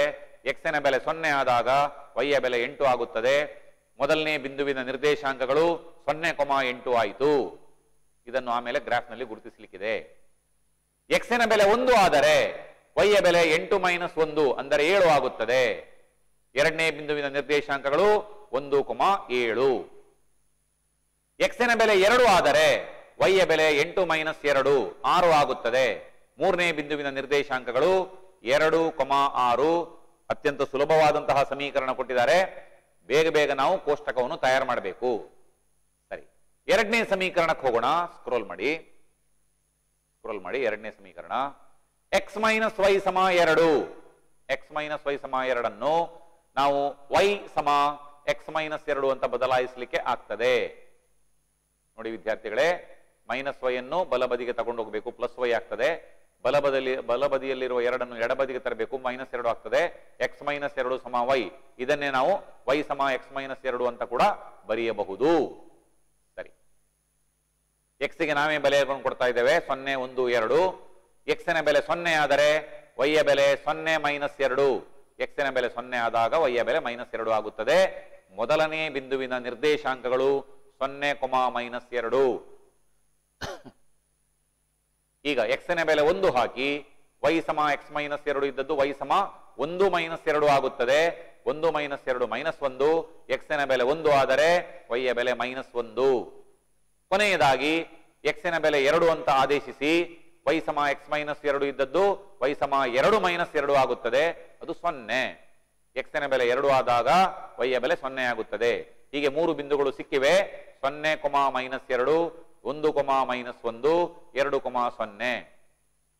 ಮೊದಲನೇ ಕೋಷ್ಟಕದ 3 ಬಿಂದುಗಳು, ಎರಡನೇ ಕೋಷ್ಟಕದ 3 ಬಿಂದುಗಳು. ಮೊದಲನೇ ಕೋಷ್ಟಕದ 3 ಬಿಂದುಗಳನ್ನು ಸೇರಿಸಿದಾಗ ಒಂದು ಸರಳ ರೇಖೆ, ಎರಡನೇ ಕೋಷ್ಟಕದ 3 ಬಿಂದುಗಳನ್ನು ಸೇರಿಸಿದಾಗ ಮತ್ತೊಂದು ಸರಳ ರೇಖೆ ಸಿಗುತ್ತದೆ. ಗ್ರಾಫ್ ಶೀಟ್ ನೋಡೋಣ. ಸ್ಕ್ರೋಲ್ ಮಾಡಿ. ಗ್ರಾಫ್ ಶೀಟ್ ನಲ್ಲಿ ಮೇಲ್ಭಾಗದಲ್ಲಿ ಬಲ ಮೇಲ್ಭಾಗದಲ್ಲಿ ಪ್ರಮಾಣ ಬರೀಬೇಕು. x ಅಕ್ಷ 1 ಸೆಂಟಿಮೀಟರ್ ಸಮ 1 ಮಾನ, y ಅಕ್ಷ 1 ಸೆಂಟಿಮೀಟರ್ ಸಮ 1 ಮಾನ ಅಂತ ಬರೀಬೇಕು. x ಅಕ್ಷ y ಅಕ್ಷಗಳನ್ನು ಎಳೆಯಿರಿ. ಅವುಗಳು ಛೇದಿಸುವ ಬಿಂದುವಿಗೆ ನಾವು 0 ಅಂತ ಗುರುತಿಸಬೇಕು. x ಅಕ್ಷದಲ್ಲಿ ಬಲಭಾಗದಲ್ಲಿ +1, +2, +3 ಇತ್ಯಾದಿ ಹಾಕಬೇಕು. ಎಡಭಾಗದಲ್ಲಿ -1, -2, -3 ಈ ರೀತಿ ಬರ್ತದೆ. y ಅಕ್ಷದಲ್ಲಿ 0 ಮೇಲ್ಭಾಗದಲ್ಲಿ +1, +2, +3 ಇತ್ಯಾದಿ ಸಂಖ್ಯೆಗಳನ್ನು ಬರೆಯಿರಿ. ಮೂಲ ಬಿಂದುವಿನ ಕೆಳಗೆ -1, -2 ಈ ರೀತಿ ಬಿಂದುಗಳನ್ನು ಹಾಕಬೇಕು. ಈಗ ಅಲ್ಲಿ ಬಿಂದುಗಳನ್ನು ಗುರುತಿಸಿದ್ದಾರೆ. ಮೊದಲನೇ ಸಮೀಕರಣದ ಬಿಂದುಗಳು, ಮೊದಲನೇ ಕೋಷ್ಟಕದ ಬಿಂದುಗಳು ಯಾವುದು? 1,7 ಗುರುತಿಸಿದ್ದಾರೆ ನೋಡಿ, ಮೇಲೆ ಇದೆ 1,7. ಎಲ್ಲಿ ಗುರುತಿಸಿದ್ದಾರೆ ಅಂತ ನೋಡಿ. x ಅಕ್ಷದಲ್ಲಿ 1ರ ಮೇಲೆ, y ಅಕ್ಷದಲ್ಲಿ 7ರ ಬಲಕ್ಕೆ, 7ರ ನೇರಕ್ಕೆ ಇದೆ ಅದು 1,7. ಎರಡನೇ ಬಿಂದು 2,6. ಸ್ವಲ್ಪ ಕ್ರಾಸ್ ಆಗಿ ಕೆಳಗೆ ಬಂದ್ರೆ x ಅಕ್ಷದ 2ರ ನೇರಕ್ಕೆ, y ಅಕ್ಷದ 6ರ ನೇರಕ್ಕೆ 2,6 ಅನ್ನುವಂತಹ ಬಿಂದು ಇದೆ. ಆಮೇಲೆ ಮತ್ತೊಂದು ಬಿಂದು ಅವರು ಗುರುತಿಸಲಿಲ್ಲ. ಅಲ್ಲಿ 3,5 ಗುರುತಿಸಬಹುದು ನೀವು. 3,5 ಬಿಂದುವನ್ನು ಗುರುತಿಸಿ, ಅಥವಾ ಸ್ವಲ್ಪ ಮೇಲೆ ಹೋಗಿ, ಸ್ವಲ್ಪ ಮೇಲೆ ಹೋಗಿ, ಸ್ವಲ್ಪ ಮೇಲೆ ಹೋಗಿ. ಅಲ್ಲ ಅಲ್ಲ ಅಲ್ಲ, ಕೆಳಗೆ ಕೆಳಗೆ ಕೆಳಗೆ ಕೆಳಗೆ, ಇನ್ನು ಕೆಳಗೆ. ಸರಿ ನೋಡಿ. 0,8 ಒಂದು ಬಿಂದು ಇದೆ ಅಲ್ಲಿ ಮೇಲೆ. 0,8, 1,7, ಆಮೇಲೆ 2,6 ಈ 3 ಬಿಂದುಗಳನ್ನು ಜೋಡಿಸಬೇಕು. ಬರೀ ಜೋಡಿಸೋದು ಮಾತ್ರ ಅಲ್ಲ, ಜೋಡಿಸಿ ಆದ್ಮೇಲೆ ಸ್ಕೇಲ್ ತೆಗಿಲಿಕ್ಕಿಲ್ಲ, ಹಾಗೆಯೇ ವೃದ್ಧಿಸಬೇಕು. ಹಾಗೆಯೇ ವೃದ್ಧಿಸ್ಕೊಂಡು ಬನ್ನಿ. ಸರಿ, ಎರಡನೇ ಕೋಷ್ಟಕದ ಬಿಂದುಗಳನ್ನು ಗುರುತಿಸಬೇಕು. ಸ್ವಲ್ಪ ಮೇಲೆ ಹೋಗಿ, ಸ್ವಲ್ಪ ಮೇಲೆ ಹೋಗಿ. ಒಂದು ಬಿಂದುಲ್ಲಿ ಕಾಣ್ತಾ ಇಲ್ಲ. 0,-2 ಗುರುತಿಸಿ. y ಅಕ್ಷದ ಮೇಲೆ -2 ಇರುವಲ್ಲಿಯೇ ಗುರುತಿಸಬೇಕು. 0,-2. ನೆಕ್ಸ್ಟ್ ಬಿಂದು 1,-1. ಮೂರನೇ ಬಿಂದು 2,0. 2,0 ಅಂದರೆ x ಅಕ್ಷದ ಮೇಲೆ ಇರುವ ಬಿಂದು. x ಅಕ್ಷದಲ್ಲಿ 2 ಇರುವಲ್ಲಿಯೇ ಆ ಬಿಂದು ಇರುತ್ತದೆ. ಇಲ್ಲಿ ಕೂಡ 3 ಬಿಂದುಗಳನ್ನು ಸೇರಿಸಿ, ಬರೇ ಸೇರಿಸೋದು ಮಾತ್ರ ಅಲ್ಲ, ಹಾಗೆ ಅದನ್ನು ವೃದ್ಧಿಸಿಕೊಂಡು ಬರಬೇಕು. 2 ಸರಳ ರೇಖೆಗಳು ಒಂದು ಕಡೆ ಛೇದಿಸ್ತವೆ, ಒಂದು ಬಿಂದುವಿನಲ್ಲಿ ಛೇದಿಸ್ತವೆ. ಆ ಬಿಂದುವಿನ ನಿರ್ದೇಶಾಂಕ ನೋಡಿ 5,3 ಇದೆ. ಸಾಧ್ಯವಾದರೆ ಒಂದು ರಚನೆ ಮಾಡ್ಕೋಬಹುದು ನೀನು. ಛೇದಿಸಿದ ಬಿಂದುವಿನಿಂದ x ಅಕ್ಷಕ್ಕೆ ಒಂದು ಲಂಬವನ್ನು ಎಳೆದರೆ ಆ ಲಂಬ x ಅಕ್ಷವನ್ನು 5 ಹೋಗಿ ತಲುಪುತ್ತದೆ. ಅದೇ ಬಿಂದುವಿನಿಂದ, ಛೇದಿಸಿದ ಬಿಂದುವಿನಿಂದ y ಅಕ್ಷಕ್ಕೆ ಒಂದು ಲಂಬವನ್ನು ಎಳೆದರೆ ಆ ಲಂಬವು y ಅಕ್ಷದ 3 ತಲುಪುತ್ತದೆ. ಹೀಗೆ ನಕ್ಷೆಯಿಂದ ನಮಗೆ x ಸಮ 5, y ಸಮ 3 ಅನ್ನುವಂಥದ್ದು ಗೊತ್ತಾಗ್ತದೆ. ಹೀಗೆ ನಕ್ಷಾಕ್ರಮದಿಂದ ನಾವು ಸಮೀಕರಣದ ಚರಾಕ್ಷರಗಳು x ಮತ್ತು y ಗಳ ಬೆಲೆಗಳನ್ನು ಕಂಡುಹಿಡಿದಿದ್ದೇವೆ, ಅಥವಾ ರೇಖಾತ್ಮಕ ಸಮೀಕರಣಗಳ ಜೋಡಿಯನ್ನು ಬಿಡಿಸಿದ್ದೇವೆ. ಮುಂದಿನ ಪ್ರಶ್ನೆಗೆ ಹೋಗೋಣ. 31ನೇ ಪ್ರಶ್ನೆ. ಇದು ಕೂಡ 3 ಅಂಕದ ಪ್ರಶ್ನೆ. ಸಮಾಂತರ ಶ್ರೇಣಿಯಲ್ಲಿರುವ 6 ಪದಗಳ ಮೊತ್ತ 345. ರಿಪೀಟ್ ಮಾಡ್ತೇನೆ. ಸಮಾಂತರ ಶ್ರೇಣಿಯಲ್ಲಿರುವ 6 ಪದಗಳ ಮೊತ್ತ 345. ಮೊದಲ ಮತ್ತು ಕೊನೆಯ ಪದಗಳ ವ್ಯತ್ಯಾಸ 55. ಮೊದಲ ಮತ್ತು ಕೊನೆಯ ಪದಗಳ ವ್ಯತ್ಯಾಸ 55. ಆ ಪದಗಳನ್ನು ಕಂಡುಹಿಡಿಯಿರಿ. ಆ ಪದಗಳನ್ನು ಕಂಡುಹಿಡಿಯಿರಿ. ಸರಿ, ತುಂಬಾ ಸುಲಭವಾದಂತಹ ಪ್ರಶ್ನೆ. ಸಮಾಂತರ ಶ್ರೇಣಿ ಪಾಠದಿಂದ ಕೊಟ್ಟಿದ್ದಾರೆ. 6ನೇ ಪದಕ್ಕೆ ನಾವು A6 ಅನ್ನುವಂತಹ ಸಂಕೇತವನ್ನು ಬಳಸ್ತೇವೆ. ಮೊದಲನೇ ಪದಕ್ಕೆ A ಅನ್ನುವಂತಹ ಸಂಕೇತವನ್ನು ಬಳಸ್ತೇವೆ. ನೋಡಿ, ಪ್ರಶ್ನೆಯಲ್ಲಿ ಮಾತ್ರ ಕೊನೆಯ ಪದ ಅಂತ ಕೊಟ್ಟಿದ್ದಾರೆ, ಆದರೆ ಮೊದಲನೇ ವಾಕ್ಯ ಏನು ಹೇಳ್ತಾ ಉಂಟು? ಸಮಾಂತರ ಶ್ರೇಣಿಯಲ್ಲಿ 6 ಪದಗಳ ಮೊತ್ತ. ಅಂದ್ರೆ ಸಮಾಂತರ ಶ್ರೇಣಿಯಲ್ಲಿ 6 ಪದಗಳು ಇರೋದು. 6 ಪದಗಳು ಇರುವ ಕಾರಣ ಕೊನೆಯ ಪದ 6ನೇ ಪದವಾಗುತ್ತದೆ. ಎ 6 ಮೈನಸ್ ಎ ಅಲ್ಲಿ ಕೊಟ್ಟಿದ್ದಾರೆ 2ನೇ ವಾಕ್ಯ. ಮೊದಲ ಮತ್ತು ಕೊನೆಯ ಪದಗಳ ವ್ಯತ್ಯಾಸ ಅಂದರೆ ಕೊನೆಯ ಪದದಿಂದ ಮೊದಲ ಪದವನ್ನು ಕಳೆಯಬೇಕು. ಕೊನೆಯ ಪದ 6ನೇ ಪದ ಅಂದರೆ ಎ 6. ಅದರಿಂದ ಮೊದಲನೇ ಪದ ಕಳೆಯಿರಿ, ಎ ಯನ್ನು ಕಳೆಯಿರಿ. ಎ 6 ಮೈನಸ್ ಎ ವ್ಯತ್ಯಾಸ 55 ಸಮ 55. ಎ 6 ನಾವು ವಿಸ್ತರಿಸಿದ್ರೆ ಅದನ್ನು ನಾವು ಎ ಪ್ಲಸ್ 5d ಅಂತ ಬರಿಬಹುದು. ಇದು ಎ ಎನ್ ಸಮ ಎ ಪ್ಲಸ್ ಎನ್ ಮೈನಸ್ 1 ಗುಣಿಸು ಡಿ ಸೂತ್ರವನ್ನು ಉಪಯೋಗಿಸಿ ಬರೆಯುವಂತಹ ಕ್ರಮ. ಎ 6 ಎ ಪ್ಲಸ್ 5d ಅಂತ ಬರೆದಿದ್ದೇವೆ. ಮೈನಸ್ ಎ ಹಾಗೆ ಇದೆ, ಸಮ 55 ಕೂಡ ಹಾಗೆ ಇದೆ. ಎಡಭಾಗದಲ್ಲಿ ಪ್ಲಸ್ ಎ ಮತ್ತು ಮೈನಸ್ ಎ ಅನ್ನು ಕ್ಯಾನ್ಸಲ್ ಮಾಡಿ 5d ಉಳಿತದೆ.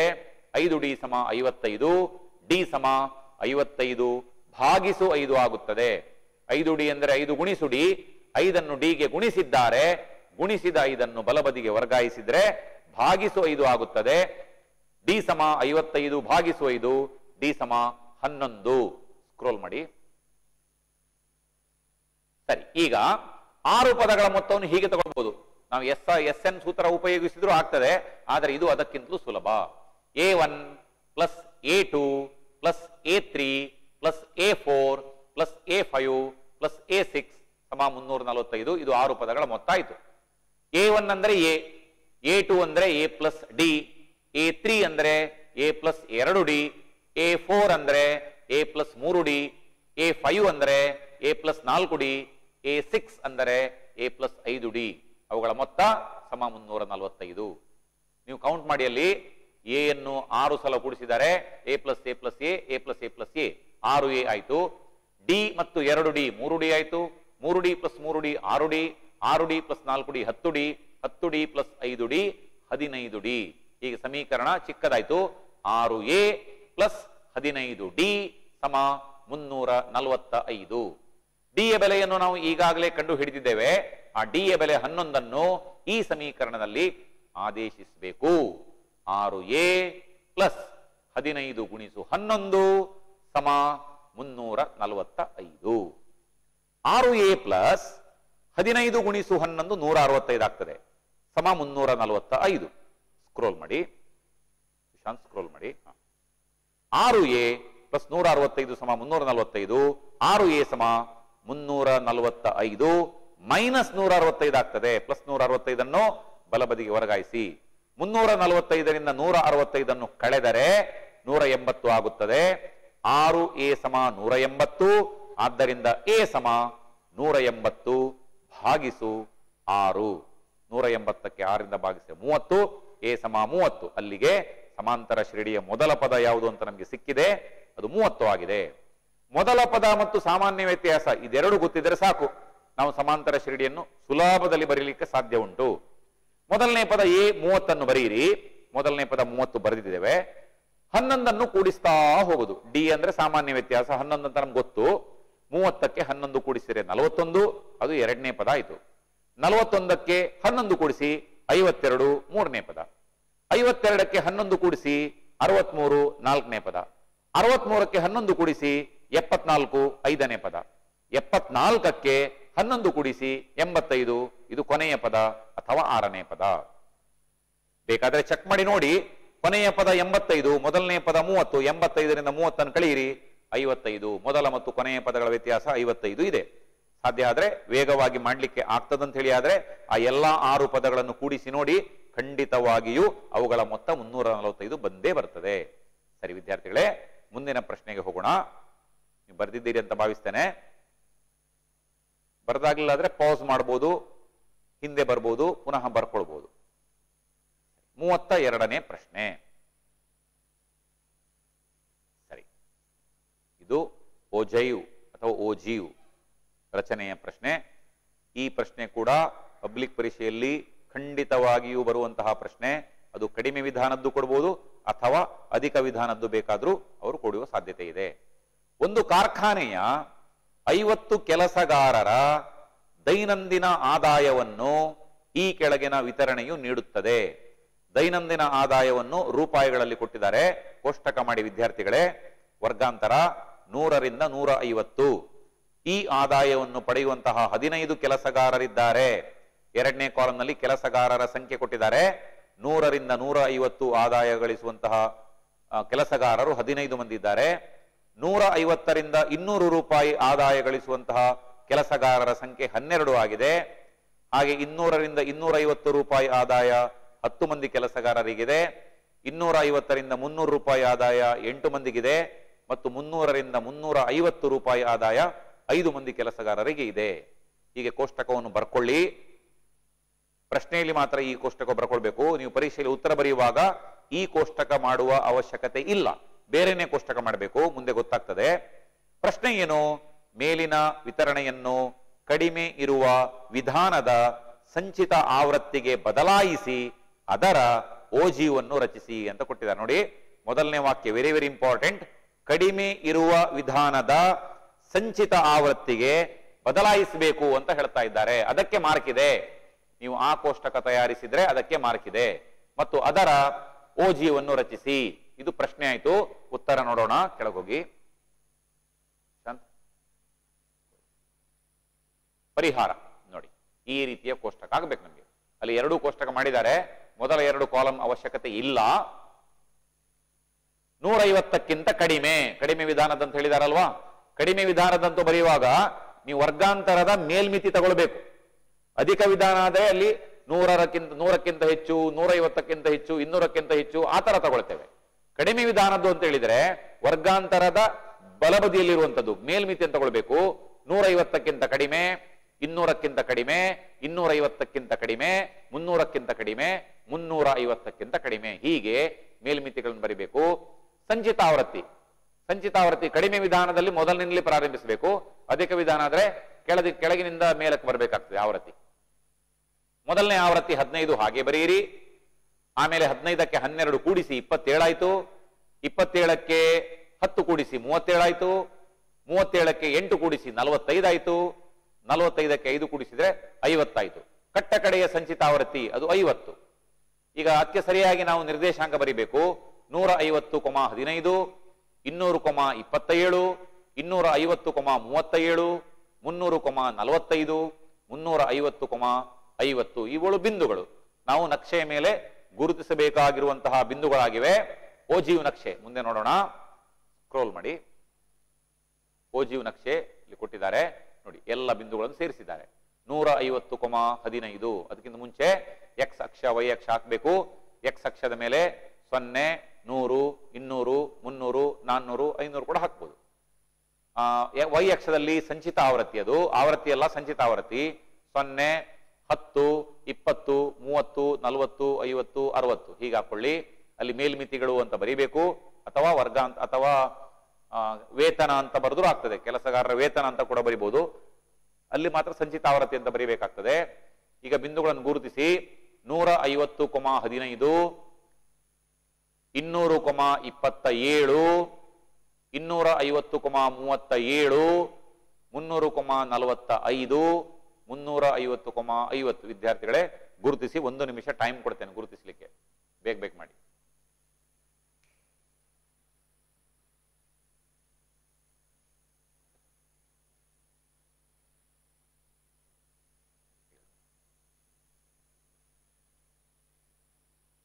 ಫುಲ್ ಸ್ಕ್ರೀನ್ ಮಾಡಿ. ಸರಿ ವಿದ್ಯಾರ್ಥಿಗಳೇ, ಬಿಂದುಗಳನ್ನು ಗುರುತಿಸಾಗಿದೆ. ವೆರಿ ವೆರಿ ಇಂಪಾರ್ಟೆಂಟ್ ಒಂದು ವಿಷಯ ಹೇಳ್ತೇನೆ. ನೀವು ಬಿಂದುಗಳನ್ನು ಗುರುತಿಸಿ ಆದ ನಂತರ ಆ ಬಿಂದುಗಳನ್ನು ಅಳತೆ ಪಟ್ಟಿ ಅಥವಾ ಸ್ಕೇಲ್ ಅನ್ನು ಉಪಯೋಗಿಸಿ ಜೋಡಿಸಬಾರದು. ಜೋಡಿಸಿದರೆ ಅದು ಬಹುಭುಜ ಆಗುತ್ತದೆ. ಇದು ಬಹುಭುಜ ಅಲ್ಲ. ಓಜಿಯು ನಕ್ಷೆ ಅಂದರೆ ಬಹುಭುಜ ಅಲ್ಲ. ಓಜಿಯು ನಕ್ಷೆ ಅಂದರೆ ಅದೊಂದು ವಕ್ರ ರೇಖೆ. ನೀವು ಬರಿಗೈಯಲ್ಲೇ ಸ್ಕೇಲ್ ಸಹಾಯ ಇಲ್ಲದೆ ಆ ಬಿಂದುಗಳನ್ನು ಒಂದೊಂದಾಗಿ ಜೋಡಿಸಬೇಕು. ನಮಗೆ ವಕ್ರ ರೇಖೆ ಸಿಗಬೇಕು. 1ನೇ ಬಿಂದು 2ನೇ ಬಿಂದುವನ್ನು ಬರೀ ಪೆನ್ಸಿಲ್ ಫ್ರೀ ಹ್ಯಾಂಡ್ ಅಂತ ಹೇಳ್ತಾರೆ, ಹಾಗೆ ಜೋಡಿಸಬೇಕು ಸ್ಕೇಲ್ನ ಸಹಾಯ ಇಲ್ಲದೆ. ಹಾಗೆ 2ನೇ ಮತ್ತು 3ನೇ ಬಿಂದುವನ್ನು ಜೋಡಿಸಿ, 3ನೇದು 4ನೇದು ವಕ್ರವಾಗಿ ಜೋಡಿಸಿ, 4ನೇದು 5ನೇದನ್ನು ವಕ್ರವಾಗಿ ಜೋಡಿಸಿ. ಇಷ್ಟೇ ಕೇಳ್ತಾರೆ. ಒಂದೊಂದು ಸಲ ಏನ್ ಮಾಡ್ತಾರೆ ಅಂತ ಹೇಳಿದ್ರೆ, ಓಜಿಯು ನಕ್ಷೆಯ ಸಹಾಯದಿಂದ ಮಧ್ಯಾಂಕವನ್ನು ಕಂಡು ಹಿಡಿಯಿರಿ ಅಂತ ಹೇಳ್ತಾರೆ. ಮಧ್ಯಾಂಕ ಕಂಡು ಹಿಡಿಬೇಕಾದ್ರೆ ಏನ್ ಮಾಡ್ಬೇಕಂದ್ರೆ, ಅಲ್ಲಿ ಸಂಚಿತಾವೃತ್ತಿಯಲ್ಲಿ ಕಟ್ಟ ಕಡೆದು 50 ಅಂತ ಇದೆ. ಅದನ್ನು ಅರ್ಧ ಮಾಡಬೇಕು, 50ಕ್ಕೆ 2ರಿಂದ ಭಾಗಿಸಬೇಕು, 25 ಆಗ್ತದೆ. ಈಗ ಸಂಚಿತ ಆವೃತ್ತಿ 25 ಎಲ್ಲಿದೆ ಅಂತ ನೋಡಬೇಕು. 20 ಮತ್ತು 30ರ ನಡುವೆ 25 ಇರ್ತಿದೆ. ಅಲ್ಲಿಂದ ಎಕ್ಸ್ ಅಕ್ಷಕ್ಕೆ ಸಮಾಂತರವಾಗಿ ವೈ ಅಕ್ಷಕ್ಕೆ ಲಂಬವಾಗಿ ಒಂದು ರೇಖೆಯನ್ನು ಎಳಿಬೇಕು. ಅದು ಓಜೀವ ನಕ್ಷೆಯನ್ನು ಛೇದಿಸ್ತದೆ. ಆ ಛೇದಿಸಿದ ಬಿಂದುವಿನಿಂದ ಎಕ್ಸ್ ಅಕ್ಷಕ್ಕೆ ಲಂಬ ಎಳೆದರೆ ಆ ಎಕ್ಸ್ ಅಕ್ಷದ ಮೇಲೆ ಸಿಗುವಂತಹ ಬೆಲೆಯೇ ಅದು ಮಧ್ಯಾಂಕ ಆಗಿರ್ತದೆ. ಮುಂದೆ ಯಾವತ್ತಾದ್ರೂ ರಿವಿಷನ್ ಮಾಡುವಾಗ ಸಂದರ್ಭ ಬಂದ್ರೆ ಈ ಲೆಕ್ಕವನ್ನು ನಾನು ಹೇಗೆ ಮಾಡುವುದು ಅಂತ ಹೇಳಿಕೊಡ್ತೇನೆ. ಇದು ಮುಗ್ದಿದೆ ಅಂತ ನಾನು ಭಾವಿಸ್ತೇನೆ. ಮುಂದಿನ ಪ್ರಶ್ನೆಗೆ ಹೋಗೋಣ. 33ನೇ ಪ್ರಶ್ನೆ. ಇದು 3 ಅಂಕದ ಕೊನೆಯ ಪ್ರಶ್ನೆ ಆಗಿದೆ.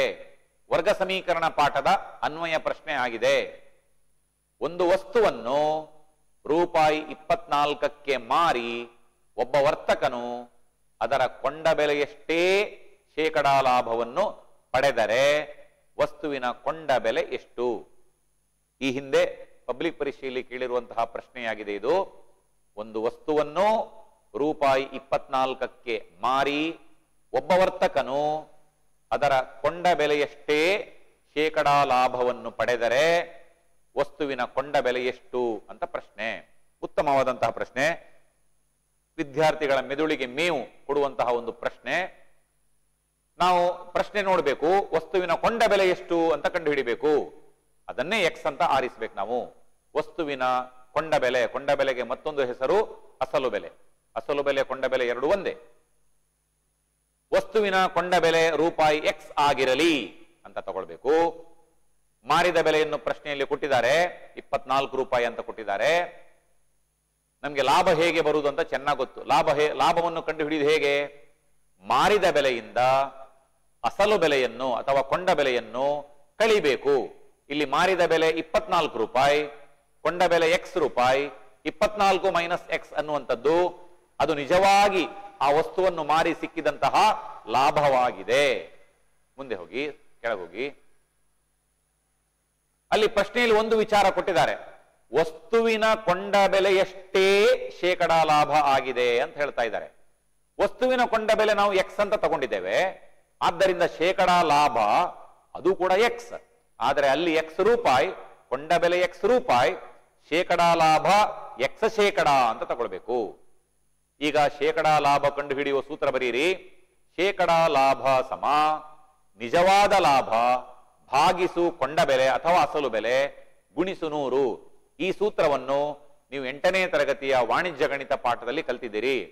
ಶೇಕಡಾ ಲಾಭ ಕಂಡು ಹಿಡಿಯುವ ಸೂತ್ರ ಶೇಕಡಾ ಲಾಭ ಸಮ ಲಾಭ ಅಂದ್ರೆ ನಿಜವಾದ ಲಾಭ ಭಾಗಿಸು ಕೊಂಡ ಬೆಲೆ ಅಥವಾ ಅಸಲು ಬೆಲೆ ಗುಣಿಸು 100 ಮಾಡಬೇಕು. ಈಗ ಆದೇಶಿಸಬೇಕು, ಶೇಕಡಾ ಲಾಭ ಎಕ್ಸ್ ಆಗಿದೆ, ಸಮ ಬಲಬದಿಯಲ್ಲಿ ಲಾಭ 24 ಮೈನಸ್ ಎಕ್ಸ್ ಆಗಿದೆ, ಭಾಗಿಸು ಅಸಲು ಬೆಲೆ ಎಕ್ಸ್ ಆಗಿದೆ, ಗುಣಿಸು 100. ಆ ಭಾಗಿಸು ಎಕ್ಸ್ ಅನ್ನು ಎಡಬದಿಗೆ ವರ್ಗಾಯಿಸಿ ಎಕ್ಸ್ ಗುಣಿಸು ಎಕ್ಸ್ ಆಗ್ತದೆ, ಎಕ್ಸ್ ವರ್ಗ ಆಯಿತು. ಬಲಬದಿಯಲ್ಲಿ 24 ಮೈನಸ್ ಎಕ್ಸ್ ಗುಣಿಸು 100. 24 ಮೈನಸ್ ಎಕ್ಸ್ ದ್ವಿಪದೋಕ್ತಿ ಆಗಿರುವ ಕಾರಣ ಬ್ರಾಕೆಟ್ ಹಾಕಲೇಬೇಕು. ಎಕ್ಸ್ ವರ್ಗ ಸಮ, ಈಗ ಬ್ರಾಕೆಟ್ ಓಪನ್ ಮಾಡಬೇಕು, ಅಂದರೆ 100ರಿಂದ ಗುಣಿಸಬೇಕು. 100 ಗುಣಿಸು 24 2400 ಮೈನಸ್ 100 ಗುಣಿಸು ಎಕ್ಸ್ 100 ಎಕ್ಸ್ ಆಗ್ತದೆ. ಈಗ 2400 ಮತ್ತು ಮೈನಸ್ 100 ಎಕ್ಸ್ ಅನ್ನು ಎಡಬದಿಗೆ ವರ್ಗಾಯಿಸಿ ನಮಗೆ ಆದರ್ಶ ರೂಪದ ವರ್ಗ ಸಮೀಕರಣ ಸಿಗ್ತದೆ. ಎಕ್ಸ್ ವರ್ಗ ಪ್ಲಸ್ 100 ಎಕ್ಸ್ ಮೈನಸ್ 2400 ಸಮ 0. ಸ್ಕ್ರೋಲ್ ಮಾಡಿ. ವರ್ಗ ಸಮೀಕರಣ ಸಿಕ್ಕಿದೆ. ಈ ವರ್ಗ ಸಮೀಕರಣ ನಾವು ಬಿಡಿಸ್ತಾ ಇದ್ದೇವೆ, ಅಪವರ್ತನ ವಿಧಾನದಿಂದ ಬಿಡಿಸ್ತಾ ಇದ್ದೇವೆ. ಮಧ್ಯಪದ 100 ಎಕ್ಸ್ ಅನ್ನು ಸ್ಪ್ಲಿಟ್ ಮಾಡಬೇಕು. ಗುಣಿಸಿದ್ರೆ 2400 ಸಿಗಬೇಕು, ವ್ಯತ್ಯಾಸ 100 ಸಿಗಬೇಕು. ಹೀಗೆ ಸಿಗುವಂತಹ ಎರಡು ಸಂಖ್ಯೆಗಳು 120 ಮತ್ತು 20. 120 ಮತ್ತು ಮೈನಸ್ 20 ಗುಣಿಸಿದರೆ ಮೈನಸ್ 2400 ಆಗ್ತದೆ. 120ರಿಂದ 20 ಕಳೆದರೆ ವ್ಯತ್ಯಾಸ 100 ಆಗುತ್ತದೆ. ಆದ್ದರಿಂದ ಮಧ್ಯಪದ 120x ಮೈನಸ್ 20x ಅಂತ ಸ್ಪ್ಲಿಟ್ ಮಾಡಬೇಕು. ಈಗ ಸಮೀಕರಣದಲ್ಲಿ 4 ಪದಗಳಿವೆ. ಎಡಭಾಗದಲ್ಲಿ ಎಕ್ಸ್ ವರ್ಗ plus 120x minus 20x minus 2400 ಸಮ 0. ಮೊದಲ ಎರಡು ಪದಗಳಲ್ಲಿ ಎಕ್ಸ್ ಸಾಮಾನ್ಯ ಅಪವರ್ತನ ಹೊರಗೆ ಬರೆದ್ರೆ ಇನ್ನೊಂದು ಅಪವರ್ತನ ಎಕ್ಸ್ ಪ್ಲಸ್ 120, ಎಕ್ಸ್ ಗುಣಿಸು ಎಕ್ಸ್ ಪ್ಲಸ್ 120 ಅಂತ ಅಪವರ್ತಿಸಬಹುದು. ಅದೇ ರೀತಿ ಮೂರನೇ ಮತ್ತು ನಾಲ್ಕನೇ ಪದಗಳನ್ನು ಸಾಮಾನ್ಯ ಅಪವರ್ತನ ಹೊರಗಿಟ್ಟು ಅಪವರ್ತಿಸಿದರೆ -20 ಗುಣಿಸು x + 120 ಸಮ 0. ಈಗ ಎಡಭಾಗದಲ್ಲಿ ಎರಡೇ ಎರಡು ಪದಗಳಿವೆ. ಆ ಪದಗಳು ಯಾವುದು ಎಂದರೆ ಮೊದಲನೇ ಪದ x ಗುಣಿಸು x + 120, ಎರಡನೇ ಪದ -20 ಗುಣಿಸು x + 120. ಎರಡು ಪದಗಳಲ್ಲಿ x + 120 ಸಾಮಾನ್ಯ ಅಪವರ್ತನವಾಗಿದೆ. ಅದನ್ನು ಪ್ರತ್ಯೇಕಿಸಿದರೆ ಮತ್ತೊಂದು ಅಪವರ್ತನ x - 20 ಆಗುತ್ತದೆ. x + 120 ಗುಣಿಸು x - 20 ಸಮ 0. ಎರಡು ಅಪವರ್ತನಗಳ ಗುಣಲಬ್ಧ 0 ಆಗಬೇಕಾದರೆ ಯಾವುದಾದರೂ ಒಂದು ಅಪವರ್ತನ 0 ಆಗಲೇಬೇಕು. ಅಂದರೆ x + 120 ಸಮ 0 ಆಗಬೇಕು ಅಥವಾ x - 20 ಸಮ 0 ಆಗಬೇಕು. ಒಂದು ವೇಳೆ x + 120 ಸಮ 0 ಆದರೆ ಆಗ x ಸಮ -120 ಆಗುತ್ತದೆ. ಹಾಗೆ x - 20 ಸಮ 0 ಆದರೆ x ಸಮ +20 ಆಗುತ್ತದೆ. ನಾವು ಪ್ರಾರಂಭದಲ್ಲಿ x ಅನ್ನು ವಸ್ತುವಿನ ಕೊಂಡ ಬೆಲೆ ಅಂತ ಭಾವಿಸಿದ್ದು, ಯಾವಾಗಲೂ ಬೆಲೆಗಳು ಋಣ ಸಂಖ್ಯೆ ಆಗಿರ್ಲಿಕ್ಕೆ ಸಾಧ್ಯವೇ ಇಲ್ಲ. x ಸಮ -120 ಇದಕ್ಕೆ ಅರ್ಥವಿಲ್ಲ. ಆದ್ದರಿಂದ x ಸಮ 20 ನಾವು ತಗೊಳ್ಬೇಕು. x ಅಂದ್ರೆ 20, ವಸ್ತುವಿನ ಕೊಂಡ ಬೆಲೆ ಅಥವಾ ವಸ್ತುವಿನ ಅಸಲು ಬೆಲೆ 20 ರೂಪಾಯಿ ಆಗಿದೆ. 20 ರೂಪಾಯಿಯ ವಸ್ತುವನ್ನು 20% ಲಾಭ ಅಂದ್ರೆ 4 ರೂಪಾಯಿ ಲಾಭದಿಂದ ಮಾರಿದ್ದಾರೆ. ಒಟ್ಟಿಗೆ 20 + 4 24 ರೂಪಾಯಿ ಮಾರಿದ ಬೆಲೆ ಆಗಿದೆ. ಸ್ಕ್ರೋಲ್ ಮಾಡಿ.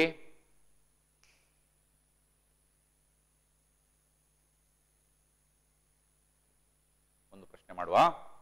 ಇದರಲ್ಲಿ ಚಾಯ್ಸ್ ಇದೆ ವಿದ್ಯಾರ್ಥಿಗಳೇ. ವರ್ಗ ಸಮೀಕರಣ ಪಾಠದ ಅನ್ವಯ ಪ್ರಶ್ನೆ 1 ಆಯಿತು. ಅದರಲ್ಲಿ ಚಾಯ್ಸ್ ಕೊಟ್ಟಿದ್ದಾರೆ. ಮತ್ತೊಂದು ಪ್ರಶ್ನೆ, ಅನಿರುದ್ಧನು ಕೆಲವು ಪುಸ್ತಕಗಳನ್ನು ರೂಪಾಯಿ 60ಕ್ಕೆ ಕೊಂಡನು. ರೂ 60ಕ್ಕೆ ಕೊಂಡನು. ಅಷ್ಟೇ ಹಣಕ್ಕೆ ಅವನು ಇನ್ನೂ 5 ಪುಸ್ತಕಗಳನ್ನು ಕೊಂಡಿದ್ದರೆ, ಪ್ರತಿ ಪುಸ್ತಕದ ಬೆಲೆ ರೂಪಾಯಿ 1 ಕಡಿಮೆ ಆಗುತ್ತಿತ್ತು. ಹಾಗಾದರೆ ಅನಿರುದ್ಧನು ಕೊಂಡ ಪುಸ್ತಕಗಳ ಸಂಖ್ಯೆ ಮತ್ತು ಪ್ರತಿ ಪುಸ್ತಕದ ಬೆಲೆಯನ್ನು ಕಂಡುಹಿಡಿಯಿರಿ. ಅನಿರುದ್ಧನು ಕೆಲವು ಪುಸ್ತಕಗಳನ್ನು ರೂಪಾಯಿ 60ಕ್ಕೆ ಕೊಂಡನು.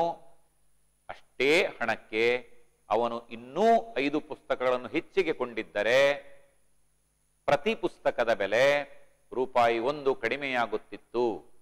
ಹಾಗಾದರೆ ಅನಿರುದ್ಧನು ಕೊಂಡ ಪುಸ್ತಕಗಳ ಸಂಖ್ಯೆ ಮತ್ತು ಪ್ರತಿ ಪುಸ್ತಕದ ಬೆಲೆಯನ್ನು ಕಂಡುಹಿಡಿಯಿರಿ.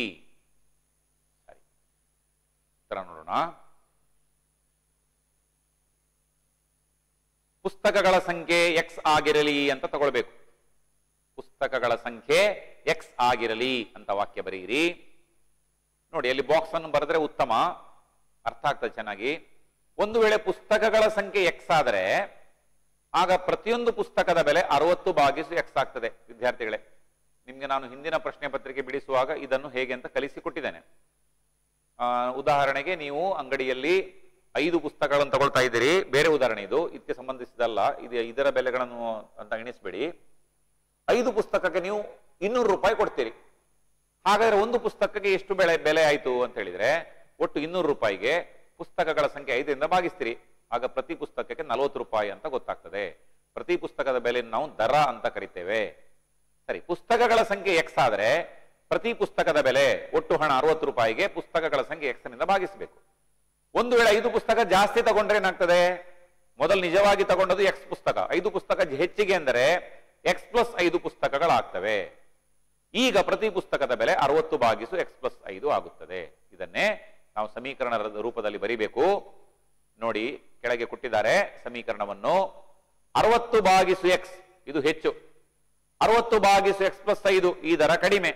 ಹೆಚ್ಚು ದರದಿಂದ ಕಡಿಮೆ ದರವನ್ನು ಕಳೆದ್ರೆ ವ್ಯತ್ಯಾಸ 1 ರೂಪಾಯಿ ಆಗುತ್ತದೆ. ಅಲ್ಲಿ ಪ್ರಶ್ನೆಯಲ್ಲಿ ಕೊಟ್ಟಿದ್ದಾರೆ 1 ರೂಪಾಯಿ ಕಡಿಮೆ ಆಗುತ್ತಿತ್ತು ಅಂತ ಹೇಳಿ. 60/x ಅಂದ್ರೆ ಅದು ಹೆಚ್ಚಿನ ದರ, 60/x + 5 ಅಂದ್ರೆ ಅದು ಕಡಿಮೆ ದರ. 60/x ನಿಂದ 60/x + 5 ಅನ್ನು ಕಳೆದರೆ, ಹೆಚ್ಚಿನ ದರದಿಂದ ಕಡಿಮೆ ದರವನ್ನು ಕಳೆದರೆ ಡಿಫರೆನ್ಸ್ 1 ರೂಪಾಯಿ ಆಗುತ್ತದೆ. ನೋಡಿ, ಅದು ವರ್ಗ ಸಮೀಕರಣ. ನಮಗೆ ನೋಡುವಾಗ ಗೊತ್ತಾಗುದಿಲ್ಲ, ಅಲ್ಲಿ x ವರ್ಗ ಎಲ್ಲಿಯೂ ಕಾಣಿಸ್ತಾ ಇಲ್ಲ. ಆದರೆ ಅದನ್ನು ಸರಳ ರೂಪಕ್ಕೆ ತರಬೇಕು, ಆದರ್ಶ ರೂಪಕ್ಕೆ ತರಬೇಕು. ಆಗ ಅದು ವರ್ಗ ಸಮೀಕರಣ ಅಂತ ಗೊತ್ತಾಗ್ತದೆ. ಹೇಗೆ ಮಾಡೋದು? ಎಡಬದಿಯಲ್ಲಿ ಎರಡು ಛೇದಗಳಿವೆ, ಒಂದು ಛೇದ ಎಕ್ಸ್ ಮತ್ತೊಂದು ಛೇದ ಎಕ್ಸ್ ಪ್ಲಸ್ 5. ಸಮಛೇದ ಬೇಕಾದರೆ ಆ ಛೇದಗಳನ್ನು ಗುಣಿಸಬೇಕು. ಎಕ್ಸ್ ಗುಣಿಸು ಎಕ್ಸ್ ಪ್ಲಸ್ 5 ಸಮಛೇದ ಆಯಿತು. ಮೊದಲನೇ ಛೇದ ಎಕ್ಸಿಗೆ ಎಕ್ಸ್ ಪ್ಲಸ್ 5ರಿಂದ ಗುಣಿಸಿರುವ ಕಾರಣ ಮೊದಲನೇ ಅಂಶ 60ಕ್ಕೆ ಕೂಡ ಎಕ್ಸ್ ಪ್ಲಸ್ 5ರಿಂದ ಗುಣಿಸಲೇಬೇಕು.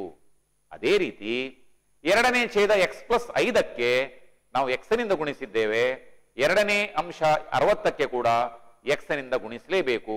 ಆಗದು -60x ಆಗ್ತದೆ. ಹೀಗೆ ಅಂಶಗಳು 60 ಗುಣಿಸು ಎಕ್ಸ್ ಪ್ಲಸ್ 5 ಮೈನಸ್ 60x ಸಮ 1. ಛೇದ ಎಕ್ಸ್ ಗುಣಿಸು ಎಕ್ಸ್ ಪ್ಲಸ್ 5 ಇದೆ. ಅಂಶದಲ್ಲಿ ಬ್ರಾಕೆಟ್ ಓಪನ್ ಮಾಡಿ 60 ಗುಣಿಸು ಎಕ್ಸ್ 60x, 60 ಗುಣಿಸು ಪ್ಲಸ್ 5 ಪ್ಲಸ್ 300, ಕೊನೆಯ ಪದ -60x ಹಾಗೆ ಬರೆದು ಬಿಡಿ. ಭಾಗಿಸು ಛೇದದಲ್ಲಿ ಎಕ್ಸ್ ಗುಣಿಸು ಎಕ್ಸ್ ಎಕ್ಸ್ ವರ್ಗ ಆಗ್ತದೆ, ಪ್ಲಸ್ ಎಕ್ಸ್ ಗುಣಿಸು 5 5x ಆಗ್ತದೆ. ಛೇದ ಎಕ್ಸ್ ವರ್ಗ ಪ್ಲಸ್ 5x ಬಲಬದಿಯಲ್ಲಿ ಸಮ 1 ಇದೆ. ಅಂಶದಲ್ಲಿ plus 60x minus 60x cancel ಮಾಡಿ ಬರೇ 300 ಉಳಿತದೆ. 300 ಭಾಗಿಸು ಎಕ್ಸ್ ವರ್ಗ ಪ್ಲಸ್ 5x ಸಮ 1. ಈಗ ಎಕ್ಸ್ ವರ್ಗ ಪ್ಲಸ್ 5x ಅನ್ನು ಬಲಬದಿಗೆ ತಗೊಂಡೋದ್ರೆ 1ಕ್ಕೆ ಗುಣಿಸಬೇಕಾಗ್ತದೆ. 1 ಗುಣಿಸು ಎಕ್ಸ್ ವರ್ಗ ಪ್ಲಸ್ 5x ಅದು ಎಕ್ಸ್ ವರ್ಗ ಪ್ಲಸ್ 5x, ಮತ್ತೊಂದು ಬದಿ 300, ಅದನ್ನು ಅದಲು ಬದಲು ಮಾಡಿ ಬರೆದಿದ್ದಾರೆ. ಎಕ್ಸ್ ವರ್ಗ ಪ್ಲಸ್ 5x ಸಮ 300. ಬಲಬದಿಯಲ್ಲಿರುವಂತಹ 300 ಎಡಪಾರ್ಶ್ವಕ್ಕೆ ವರ್ಗಾಯಿಸಿ, ಆಗ ವರ್ಗ ಸಮೀಕರಣ ಆದರ್ಶ ರೂಪಕ್ಕೆ ಬರ್ತದೆ. ಎಕ್ಸ್ ವರ್ಗ ಪ್ಲಸ್ 5x ಮೈನಸ್ 300 ಸಮ 0. ಸಮೀಕರಣ ರಿಪೀಟ್ ಮಾಡ್ತೇನೆ. ಎಕ್ಸ್ ವರ್ಗ ಪ್ಲಸ್ 5x ಮೈನಸ್ 300 ಸಮ 0. ಸ್ಕ್ರೋಲ್ ಮಾಡಿ ನೋಡಿ, ಇದನ್ನು ಕೂಡ ಅಪವರ್ತನ ವಿಧಾನದಿಂದ ಬಿಡಿಸಿದ್ದೇವೆ. ನಾನು ಅಪವರ್ತನ ವಿಧಾನ ಮಾಡುವುದು ಹೇಗೆ ಅಂತ ಹಿಂದಿನ ಲೆಕ್ಕದಲ್ಲಿ ನಿಮಗೆ ಕಲಿಸಿಕೊಟ್ಟಿದ್ದೇನೆ. ನೀವೇ ಸ್ವತಃ ಮಾಡಿ, ಕಷ್ಟ ಆದ್ರೆ ಸ್ಕ್ರೀನ್ ನೋಡಿ ಬರೆಯಿರಿ.